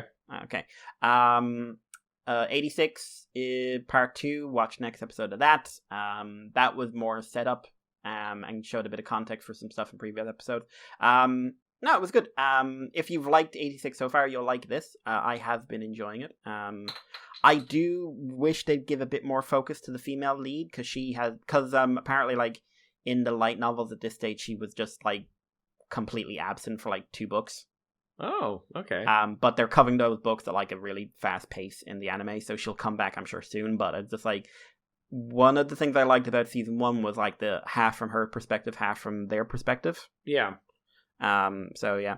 Digimon Ghost Game caught up on that. That is doing some unusual stuff for a Digimon. Has that just started, or is that been going for a bit now? It's about a month in now. Oh, okay. So it's got like 3 episodes or something, right? Give it yeah, 3, 4. 4. Okay. But so what they're doing is basically like they're introducing like ultimate level Digimon already. Is that bad? And well, usually when they did that and stuff like Frontier, they just basically pretended they weren't very strong and like, oh, like we're just gonna like this is a cool design, we're using it. We're not gonna make a fuss about like this Digimon basically this dinosaur picking a fight with a nuclear bomb. Okay. What they're doing here is they're treating them as ridiculously powerful, but they're dealing with them in different contexts. Like that the most sounds interesting. It is honestly like the most recent one. Like we've only had one evolution so far, and he keeps getting his ass kicked. Oh, which is very different from what you usually get. Like of the main villains, most of them have been super powerful, and only one of them has actually been beaten in a fight, which I find quite interesting. It's very different. It's clearly being made with a very different intent than more the nostalgia baity stuff. So I'm enjoying it. Was there any other? There were a few more animes, but like nothing that leapt out at me that I watched during the week. Two big things. I watched Star Trek Prodigy episodes 1 and 2. Oh, that's out. Yep. It's still not Star Trek. Oh, okay. I'll stay away then. It's not very Kurtzman either. Would you say it's a show that is not Star Trek but has been repurposed to be a Star Trek show? Like, if you took out the Star Trek elements, does it become a different show? Or is it still the same show, effectively? So they do, like, I will say they are integrating Star Trek elements, like hologram. This is set like 5 years after Voyager returned. So they like the fact there is a Federation and a Federation ship is a big plot point. And hologram Janeway is there, which is a weird casting in my opinion. Why is Janeway a hologram? Because she's a training program. And I'm just like, of all the people to train your, maybe not one of your worst rule breakers who then denied they were ever a rule breaker. Yeah, I'm not sure I'd pick Janeway, personally. Like, you should follow the rules until they don't suit me. Yeah. I don't know, I think if you wanted like a no-nonsense like teacher, I think maybe doing Worf would have been a better bet. Yeah. He would have been... Actually, no, you couldn't do Worf, could you? Because he's a ambassador at this point. So you couldn't use Worf. Well, like, he comes back in, like, a couple of Star Trek movies, so you could probably still use Worf. No, I want him to just be happy on Kronos with Martok. Hunting Targ. That's what I want for Worf. Occasionally ringing the S9, see how everyone's doing. Yeah, has Benny came back yet? No? Okay. Fair enough. Guys. Yeah. Peace. Just like, you ever going to visit the Enterprise crew? No. You know what I'm made me do? You know what? Lose. You know what I'm sad about? Maybe they could have used O'Brien, and he could have been like an engineering program, and the kids could have been learning how to fix the ship and stuff. That could have been fun. That was a he would have been a good teacher. He was a good teacher to Nog, so I'd be down with that. Since that was a joke from Lower Decks, why not play it up a bit and just say like, all right, Colin Meaney, here's... Apparently they're getting Chakotay into this at some point. Into this show or into the Lower Decks? Into Prodigy. Okay, so okay. But it's weird because they're pulling... Okay, so I saw someone describe it this way, and I think it was actually a really good way. What an enjoyable opening to a Farscape animated series. Okay. There's a lot of crossover, like slaves, person who's from the bad guy's side who gets kind of hijacked into all of this. A bald villain who seems physically weak but sinister and is voiced by John Noble. Okay, all right. That kind of stuff. A stolen ship. A person with a mysterious past. A non-human alien and stuff like that. I wonder why they just don't want to do Starfleet anymore for Star Trek, because we haven't had real Starfleet. We've had Kirksman Starfleet, and we've had whatever Discovery is. Yeah, Discovery with Fuller's Star Trek, which is the one he wished he could write back in the day, and he couldn't. It'd be nice to have, like, the real Starfleet, like, where they're talking like Starfleet officers and they're doing Starfleet missions. I mean, I will give it, like, to give it the Star Trek feel, like, Janeway's role in this is basically to treat them like cadets, even if they're not. Do they talk sassy to her? They try to, and she does not let them. Oh, that's good. That's good, because usually with, like, dialogue in 2021, they usually do the whole back and forth, and it's like, no. In Starfleet, they wouldn't take that. They'd be like, no. There's one who doesn't listen to her, and she's just like, oh, well, you're not a cadet. You can't really do anything, but you're gonna die. And she nearly lets them die to prove a point. She also has a cup of coffee she refuses to put down. I mean, that's in character. Yeah, but I'm just like, even her holograms.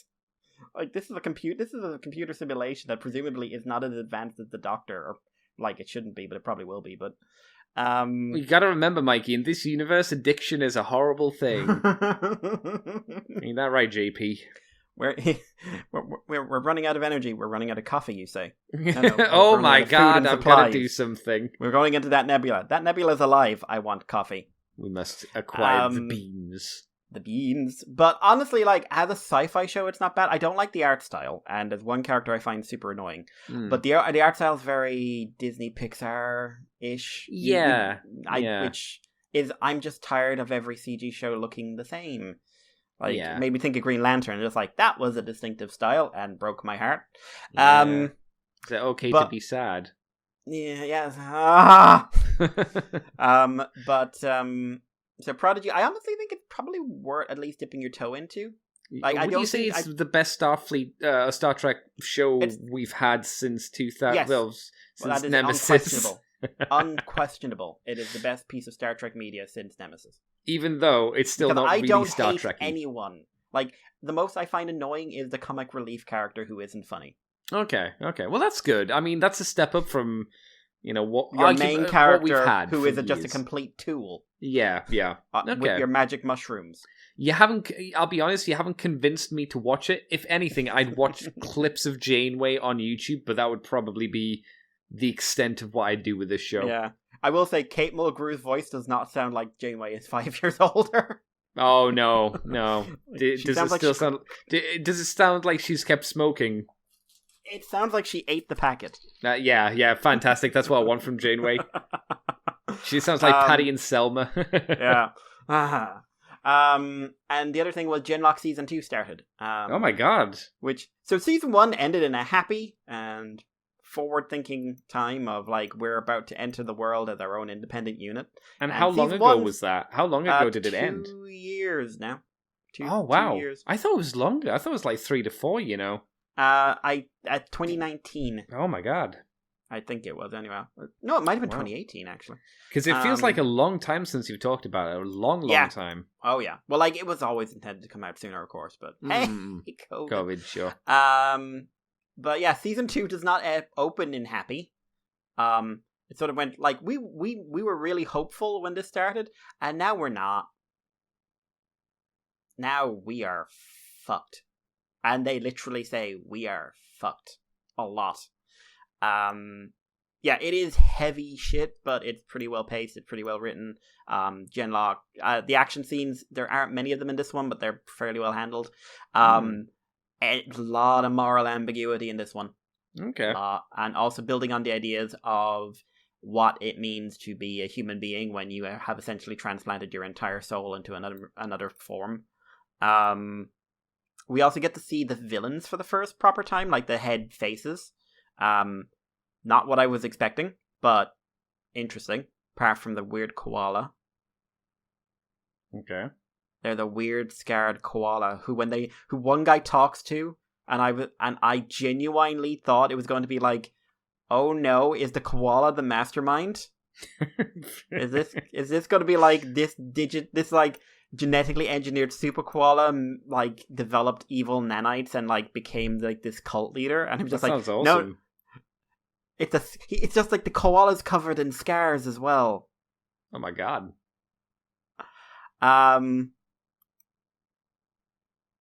Yeah, no, it was really weird.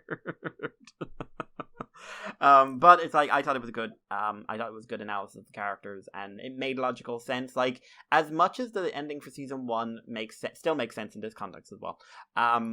Was hopeful, considering like if basically you won a fight, you're up against an army that is better armed than you in every conceivable way. It would have been strange if they got into season 2 saying like we pushed him back. And it looks like it's going to be very moral centric because like the boss has pulled some shit she shouldn't have pulled. So no, I really enjoyed Genlock season 1. I think it was a great show, and I am really looking forward to seeing the rest of season 2. Apart from that, just a bit of Gundam Breaker during the week, and that's me. Wow. It's been a while since I've had this much. Yeah, you've had a decent. It's been you've needed it. You've needed something to talk about, something fun. What about you, Andy? Do you have joy in your soul? You still haven't watched Mazinger Infinity? I have. I watched Mazinger Infinity last night. Because I was gonna like lord it over you. I saw it like last year. And I never talked about it. Yeah, I wasn't that impressed, to be honest. I thought it was okay. Yeah, it's alright. I like the fight animation. I think the actual like not the obviously CG, but I think the actual animation and choreography is good. Yeah, the 2D animation is super pretty. It's a very pretty show when it's just doing the 2D animation. The 3D it's fine. You know, I don't like seeing it, but if I have to watch the CG animation thing, it's not got any bad frames. I'm watching it move, and I'm like, yeah, it's moving. It's no, like, drop frames. Everything looks nice. It's just very egregiously still CGI. But it's well done. It's got a movie budget behind it. Story-wise for Infinity, kind of dumb. Does it have a sex scene? I don't remember. There's something in Mazinger I've seen which has a sex scene. No, I don't. Well, I don't remember anybody fucking. They find a new Mazinger Infinity buried under Mount Fuji. I don't think it's ever talked about how it got there, which I was slightly confused about. No, it's kind of like Infinity is basically Majin Kaiser. Like that's what the story. I thought. Yeah, it's basically laid out like Majin Kaiser, except Majin Kaiser, they explain that they've been developing Kaiser for ages, and you shouldn't pilot it because it'll fucking kill you and everyone around you.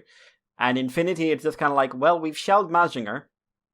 Yeah, he was shelved, and we found this big, giant, super duper Mazinger, again, under Mount Fuji for some reason. It's just here.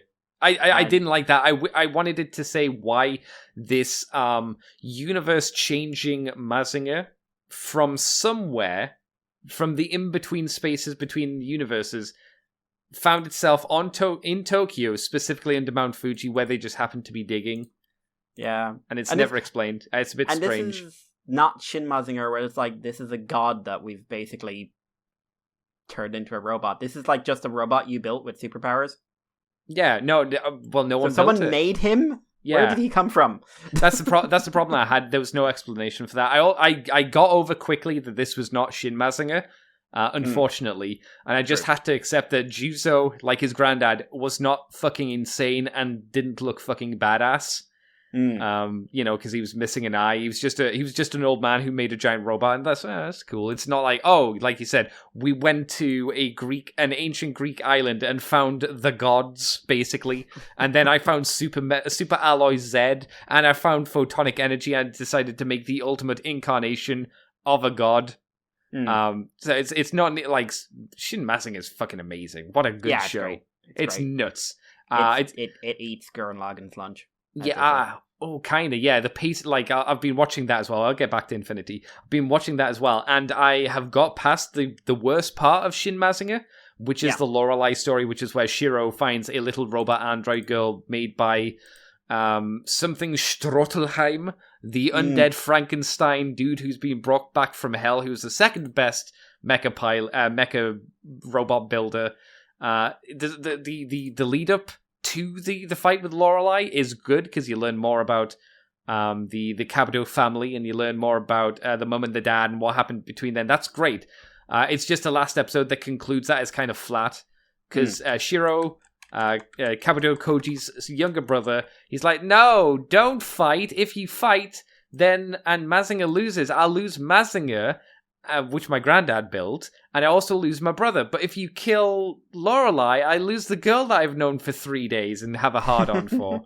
I'm like, bro, harsh to say, plenty more fish in the sea. You only have one brother. Come on now. Priorities. But, it was his first love, so I kind of get it. But, Shin Mazinger is great. In Infinity, I also was a little bit confused by the concept of the girl who was the device that powered the Mazinger Infinity was his daughter from another parallel world, even though she looked nothing like Koji or Sayaka. Nothing like them.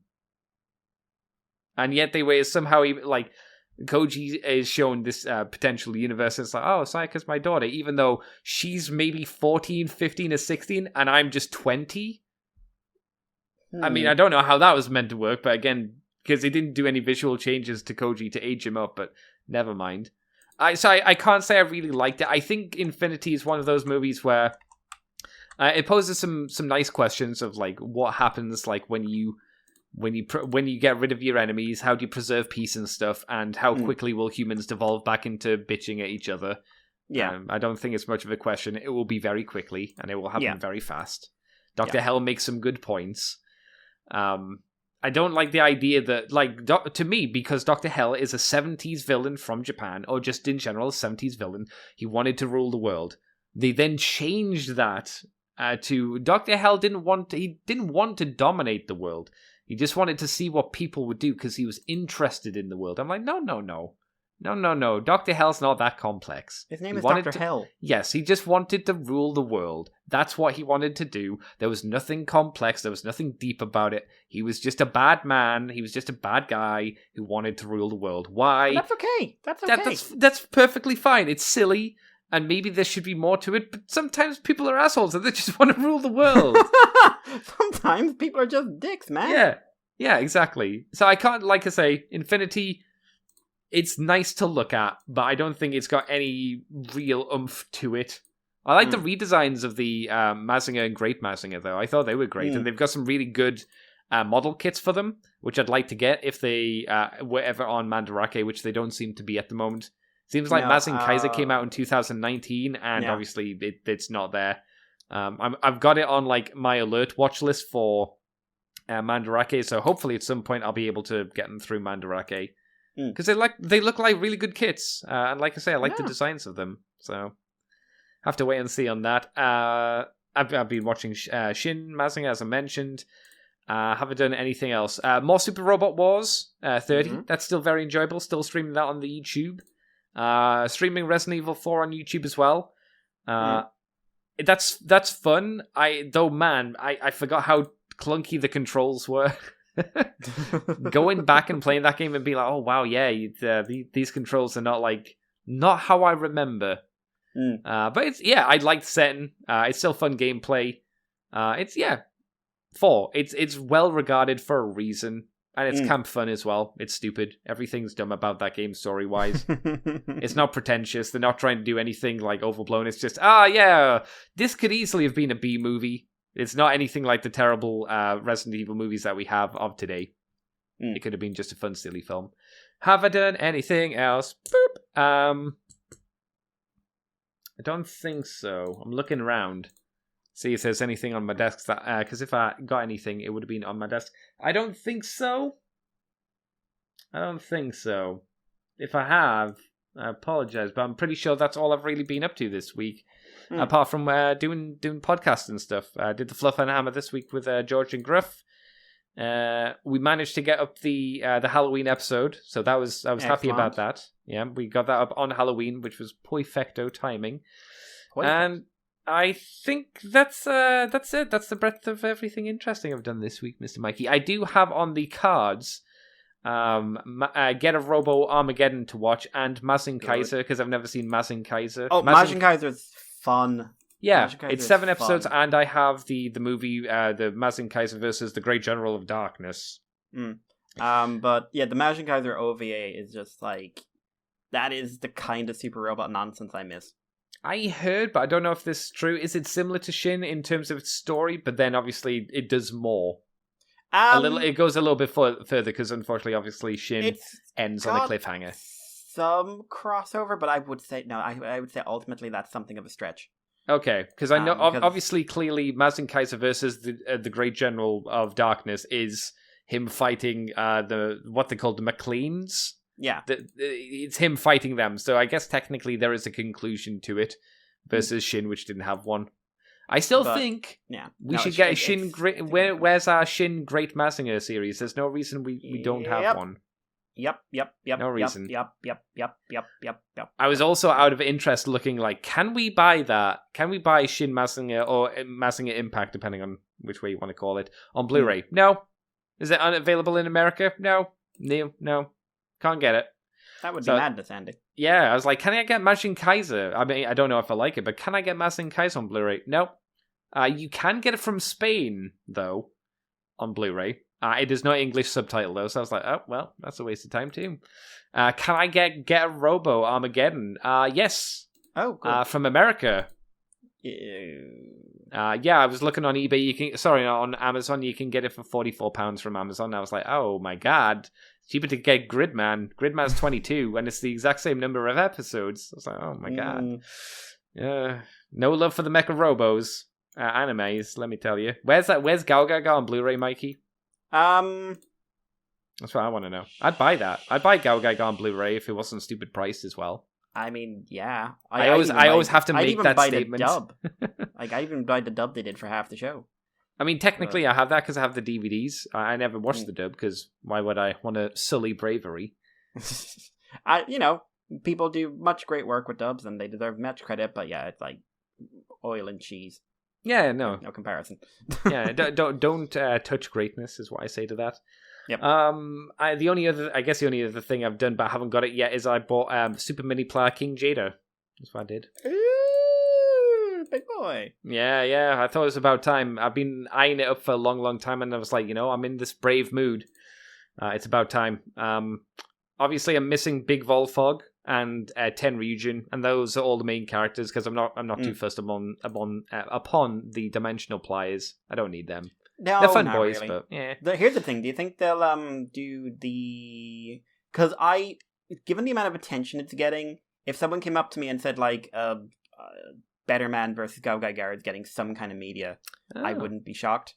That'd be nice. If they said they're doing, because like Gao Gaigar, you've only got like an add-on kit but there's a Better Man kit there, and there's more dragons. Okay. And there's like the prototype for Volfog, who hates Volfog. Are these your ideas for kits they could make? Yeah, if they did the show? Like, okay. But they're like, they brought in like I think 3 more dragons, and one's a female combiner again. When you say dragons, are these for Better Man things? Or are these 3G things? 3G, the twins. Okay. Oh, there's some more. Okay, fair enough. Yeah. But there's one who has a dragon name but isn't a twin. Oh, weird. Okay, I'd be down with that. I think the story is it was supposed to be like, he builds up Choryujin, and also like there's like 15 different versions of poor old Goldie Mark because they keep killing him. Yeah, it's a different program every time, isn't it? Technically, it's not the same guy. I don't think. I know. Or do you think there's no way he can remember every single time he's died? Hopefully. Otherwise, that'd be a nightmare. I know that with the hammer, with the Crusher, it was him because they put his brain in the hammer. But which seems incredibly mean. A tad. I'm like, hey, you nearly died, yeah? We're going to put you on something that is 100% going to die. To be fair, his brainwaves are based on the security dude who looks like an owl, so I think he's probably, like, on a mental level, okay with dying. As long as he can do it in a fucking cool way. As long as I'm screaming, I'm happy. Yeah. As long as I'm killing the other dude, it's all good, bro. Bravery.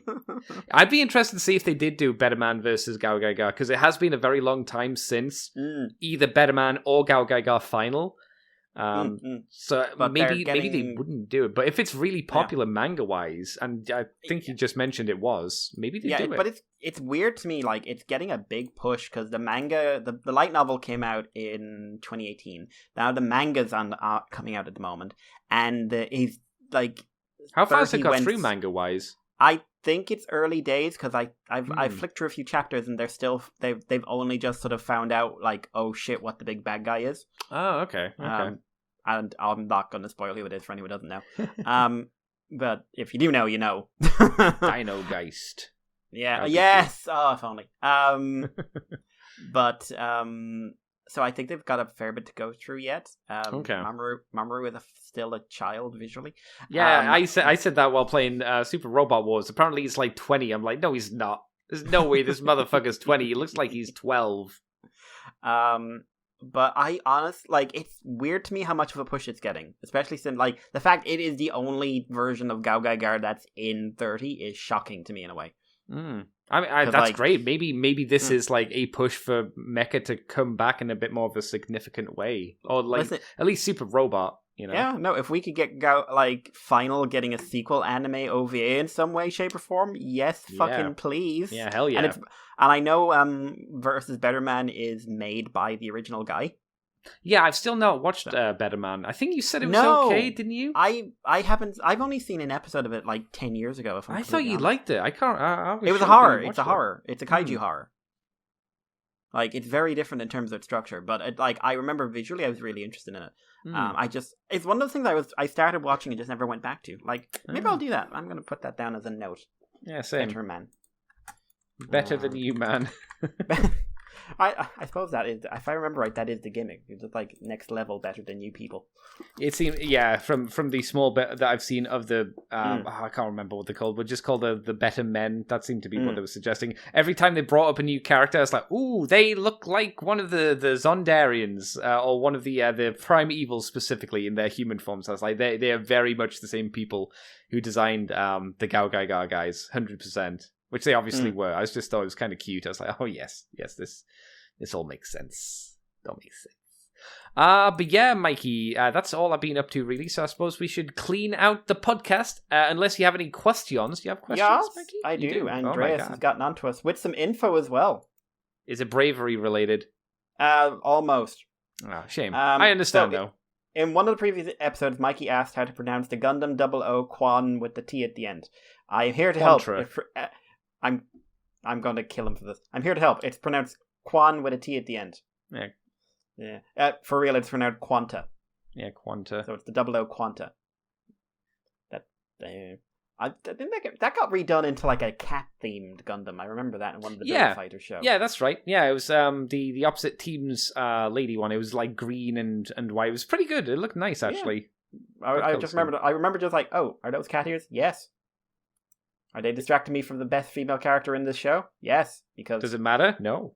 It does, actually, because it was, it was Try as well, wasn't it? It was Try, so Ganko. it wasn't even as good. Ganko. The best character in that. Yeah, she wasn't in Try, though, so it wasn't really distracting you from her. She was Try. I thought she was just season 1, and she was background in season 2. She's the oh, that's right. Yeah, that's right. The reason I forgot is because they shunted her out the competition very, very quickly. She was the early game, the early series antagonist, and then it's like, go team, you beat me, but I'll be on your side cheering from the background. And then, they brought her back for the OVA. Yes, yeah, of course. Yeah. But anyway, what got me thinking, I've watched the Gundam 00 movie Awakening of the Trailblazer recently, one because I have a Quanta figure in my collection. I've been meaning to watch of 00 for a while. I know season 1's supposed to be good, and I know people don't like season 2. It's not as good, for sure. And I thought I should know what the deal was with the mobile suit, and 2, because it's available for streaming. Spoiler warning for an 11-year-old movie. Oh my god. I don't mind, really, so it's fine. In a final battle, we encounter a situation that I coined the insurmountable odds trope, where the protagonists are faced with an enemy that's so overwhelming force they can't possibly win. Doom is certain. We're all going to die. In this case, and it's blah blah blah. I'm not going to say what that is because it could spoil things. What do you think about this kind of thing? Personally, I'm terribly bored by it because the only way the movie can conclude is by introducing a Deus Ex Machina device. As a result, it removes all tension from the movie. What should be the climax, and it is done so badly in so many movies. I'm trying to remember it because it has been 11 years or so since I watched, but I think the idea was they were trying to do the Gundam thing of communication is the most powerful weapon, which is how they win in the end. Rather than winning, they have to talk with the weird alien life form, which makes sense. Fine, which is fine. I think that's a good thing to do in a story. Gundam doesn't always get it right, shall we say? Yeah, I can't remember how well they executed though, just because, like I say, it's been 11 years. I don't remember loving the movie when I finished it, but maybe rewatching it, I would like it again. I don't know. I can't say off the top of my head. And you haven't seen it, so. World's finest assassin, lol, that mustache. Now I have to watch it. I actually think this is an interesting point to bring up, because Transformers sometimes falls into this because, heyo, we have one kind of giant world-ending threat that keeps showing up. It's just like, G1. And I do. Yes, that is our enemy, Andy. That is our eternal enemy. Now we need a Deus Ex Machina to kill it. But Unicron shows up. Shoot him with the magic thing. Yep. Even in IDW, when they fight him, they don't shoot him with a magic thing. They just have Soundwave turn into a magic thing and send magic to Optimus so he can talk to Unicron's dad, basically. That was a great scene, great comic, but it's still okay, Deus Ex. You created a scenario where there's no way to win, everyone's going to die, oh god, and then the only way out is a Deus Ex Machina. Do you think that's something that can be done well at all? Oh yeah, I mean, anything can be written well if they've got the correct writers and the correct intention behind it. It's just it's obviously difficult. Some writers put themselves in a corner that they can't get out of, and thus the Deus Ex Machina comes in to save them. I think with Unicron, what would be a good conclusive end to that? The only other way, because you can't fight him because the scale's just completely wonky. The only thing you can do to kind of even the odds is have Primus fight him, surely, right? Yeah, well, that's literally God and Machine, but yeah. You could do the Ideon thing and just no, you lose. I guess the only other way is you have them fight their way to the center of Unicron's brain while fighting the little nippy things and maybe some avatars of Unicron or something like that, and then pop his brain module or something like that, or his heart, the thing that's running Unicron at the end of the day. Yeah. Otherwise, like I say, the scale's just completely wonky. It's imagine you fighting the Earth. How long is it going to take you to beat the planet Earth? Probably a while. Yeah, but in that case, it's a weird thing. Sometimes it can be done really well. Yes. Macross did some really good ones. Gao-Ga-Ga. And Gao-Ga-Ga. Well, I was about to touch on Gao-Ga-Ga and Brave and stuff like that. Yeah. Because their approach to it by saying oh, you've got a world-ending thing? Meet my friend. And the friend is fundamental to the structure of your story. Yes. It's Gao-Ga-Ga exists. Gao-Ga-Ga exists because Gao-Ga-Ga is a fucking character. Yeah. And because they established through Gao-Ga-Ga that every time they fight a new villain and they were struggling with it, it's okay, we need to make sure that we never lose to this thing again. So, you could consider Deus Ex, but I think the world reason or the story reason that they give is, okay, we nearly lost here. Let's make something that directly combats this enemy and even further beyond. And that's what the Goldion Crusher was. It's we need something to beat something of the Prime Evil's level. I don't know, Goldion Hammer's pretty effective. What if we make a sun-sized one of them? It's okay. Using spaceships. Yeah, using spaceships. It's stupid, but and it just happened. It was sense. Basically wielded by a literal god, which was just something they didn't plan for. But no, was it wasn't very intentional because it's you have to make some modifications. What are the modifications? I'll just punch my hand into it and make it work. I'm going to punch it really fucking hard. Yes. But yeah, Super Robot has the advantage of being able to work that into the genre. Also, large scale space war ones, they can usually play with that. Stuff where it's because Space War ones, you're on the losing end because they're biologically superior or they have some superior technologies or something. But you can, you're still working against them. You're still able to hold them back. Whereas stuff like what's sort of described there for 00 or what happens with Transformers or stuff like that, it's like, no, you have no chance whatsoever. So the only way to beat this is with magic. Yeah, with something. Whatever it might be, magic has to happen, I guess. Yeah. It's weird. Janeway, anytime she interacted with the Borg. Oh my god! Janeway's the ultimate Deus Ex Machina. Something happens and it's magic. And it can be like, again, there are plenty of examples of like where people pulled it off, but it can fail, and it is an overused trope as well. It has to be said. Definitely, yeah. Any other thoughts? I can't think of any off the top of my head. So yeah, that's me. Any other questions on your side? Thank you, Andreas, by the way. Yes, thank you. I don't think so. We've got some comments from Christoph. He shared a sarcastic summary of Legend of Korra Season 4 with us over on the Facebook page. Seen it. He mentions he's seen it happen. Oh, hang on, we'll start with this. Well, so much for reminding you about the old posts. Anyway, remember that Swedish tradition of translation of Target 2006? Well, here and had a ton of extras, like the story where Outback dies, Christmas special, and tons of tech specs. So there was a special Target 2006 for them. Okay, I didn't know that. That's kind of neat. He did send a message earlier on in the week, which was I think it was Super Robot Wars related, but it was answered by the time. And he went, okay, I'm going to have to change that. Oh, no, Tenemon 4 did that. I can't find where Tenemon 4 has sent a message. Oh, no, there it is. Good job on your YouTube stream, Andy. There we go. We got it. Yes, I was going to say I've been watching, and I think you're doing a good job. Thank you. I think you're lying, but I appreciate the lies. It makes me feel good. Got me rereading the Magical Knights Ray Earth. Had you heard of Ray Earth? I'd never heard of Ray Earth before playing the game. Well, so Clamp, obviously it's Clamp. It's super Clamp. It's super Clamp.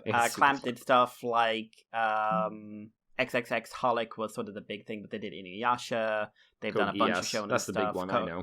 I didn't know they were Code Geass. Yeah, they're Code Geass. I mean, if you look at Lelouch or any of the people, look at the big gangly bodies. Yeah. Now you say it. But Ray Earth was like their first foray into mecha. And it's like completely original for them, and it's like, but there's like magical girls meet mecha and a bit of kaiju, and it's an isekai as well, technically, because of course it is. It is all genres, but I became familiar with them in the early 2000s because Sci-Fi was during Sci-Fi's big anime push phase, and every Saturday they did OVAs and movies, and one of the OVAs was the Ray Earth OVA, which I learned years later was basically kind of like the Endless Waltz OVA, in which very little was carried over and all the designs were changed. So like Ray Earth in the OVA is a combination of the three mechs. And what was his name? Laos or something. Like the lion wolf thing. He was like the mechs are way more like kaijus in armor.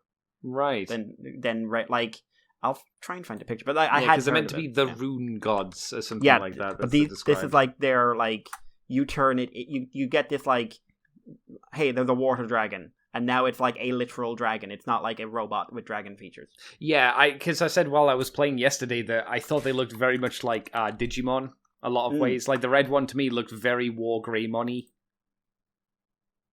Has his little claw hands and whatnot. Yeah, that big hand of his. Yeah. I find that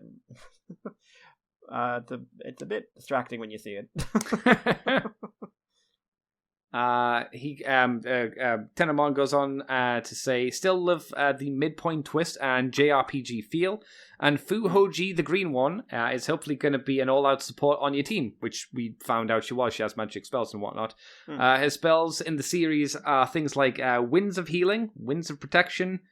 She has another one as well, which is pretty useful. Also, fun that Mikey brings up Sapien NCP plot from Build Divers after I rewatched Ryan Reynolds' Free Guys, as they basically have the same story idea, just with more slapstick and less waifus.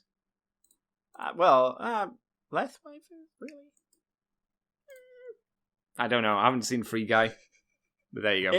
It looks very silly. I haven't seen it either. It looks fine. It looks more fun than a lot apparently of movies that came out around the time. Apparently it's actually good, which is slightly terrifying. I feel like that's like when I found out Sonic was a good movie. I'm just like, wait, what? Well, there has to be something in this year, Mikey. Actually, I hear Dune's good as well. Yeah, I saw a trailer. I finally watched a trailer for it. Oh, that didn't say it right. I finally watched a trailer, and I'm slightly concerned about Dune because it really does look like they made it into like teen drama. I hear that it is good, though. I hear, though, that the ending just kind of comes out of nowhere and stops, which is a little bit, but it's got actually character development and, stuff that you'd want from a movie in there. I haven't seen it, but, it's potential. I think that's everything we've covered for the week then, Mikey, so I guess I can say to you, thank you, Mikey, for coming to poop with me again this week. Thank you for being you. And until next week, everybody, thanks very much for coming on by. Where can they find you, Mikey? Where can people find you if they want to talk to you? You can find me on Twitter as Irish Paleo, and you can contact us at Moonbase2, or you can send us an email at themoonbase2@gmail.com, or you can send us a message on Facebook, or you can send us a message on Listen, or you can send us a message on Patreon, or you can just send us a message. Send us in the post to Andy at Andy. Yay! Signed Andy. Oh my god, it's from me by me. For me. You can find me on Twitter as Decayed Andy, on YouTube as Decayed Andy. It seems like I'm probably just going to stick over on YouTube now for streaming because I'm getting much better view numbers, generally speaking, compared to Twitch. Yeah, no, it seems to be going well. Yeah, so I think I'll just stick over there for the most part. Excuse me, and you can find Moonbase 2 podcast in lots of places like Twitter, iTunes, Facebook, Libsyn, YouTube as Moonbase 2 Transformers Podcast, and we're on patreon.com/Moonbase2. If you do $2 each month, you get the extended version of From the Files of Teletron 2. You also get the Moonbase Woo Woo, where we talk about non-transformery things in more detail. And if we do anything else, you get it there first. You can find us on the ccbunker.weebly.com if you want to go that way too. So, Mikey, thank you very much for coming by and chatting, which I've already said. And until next week, everybody, we'll catch you next time. Fight me. Yeah. You are now leaving Moonbase 2.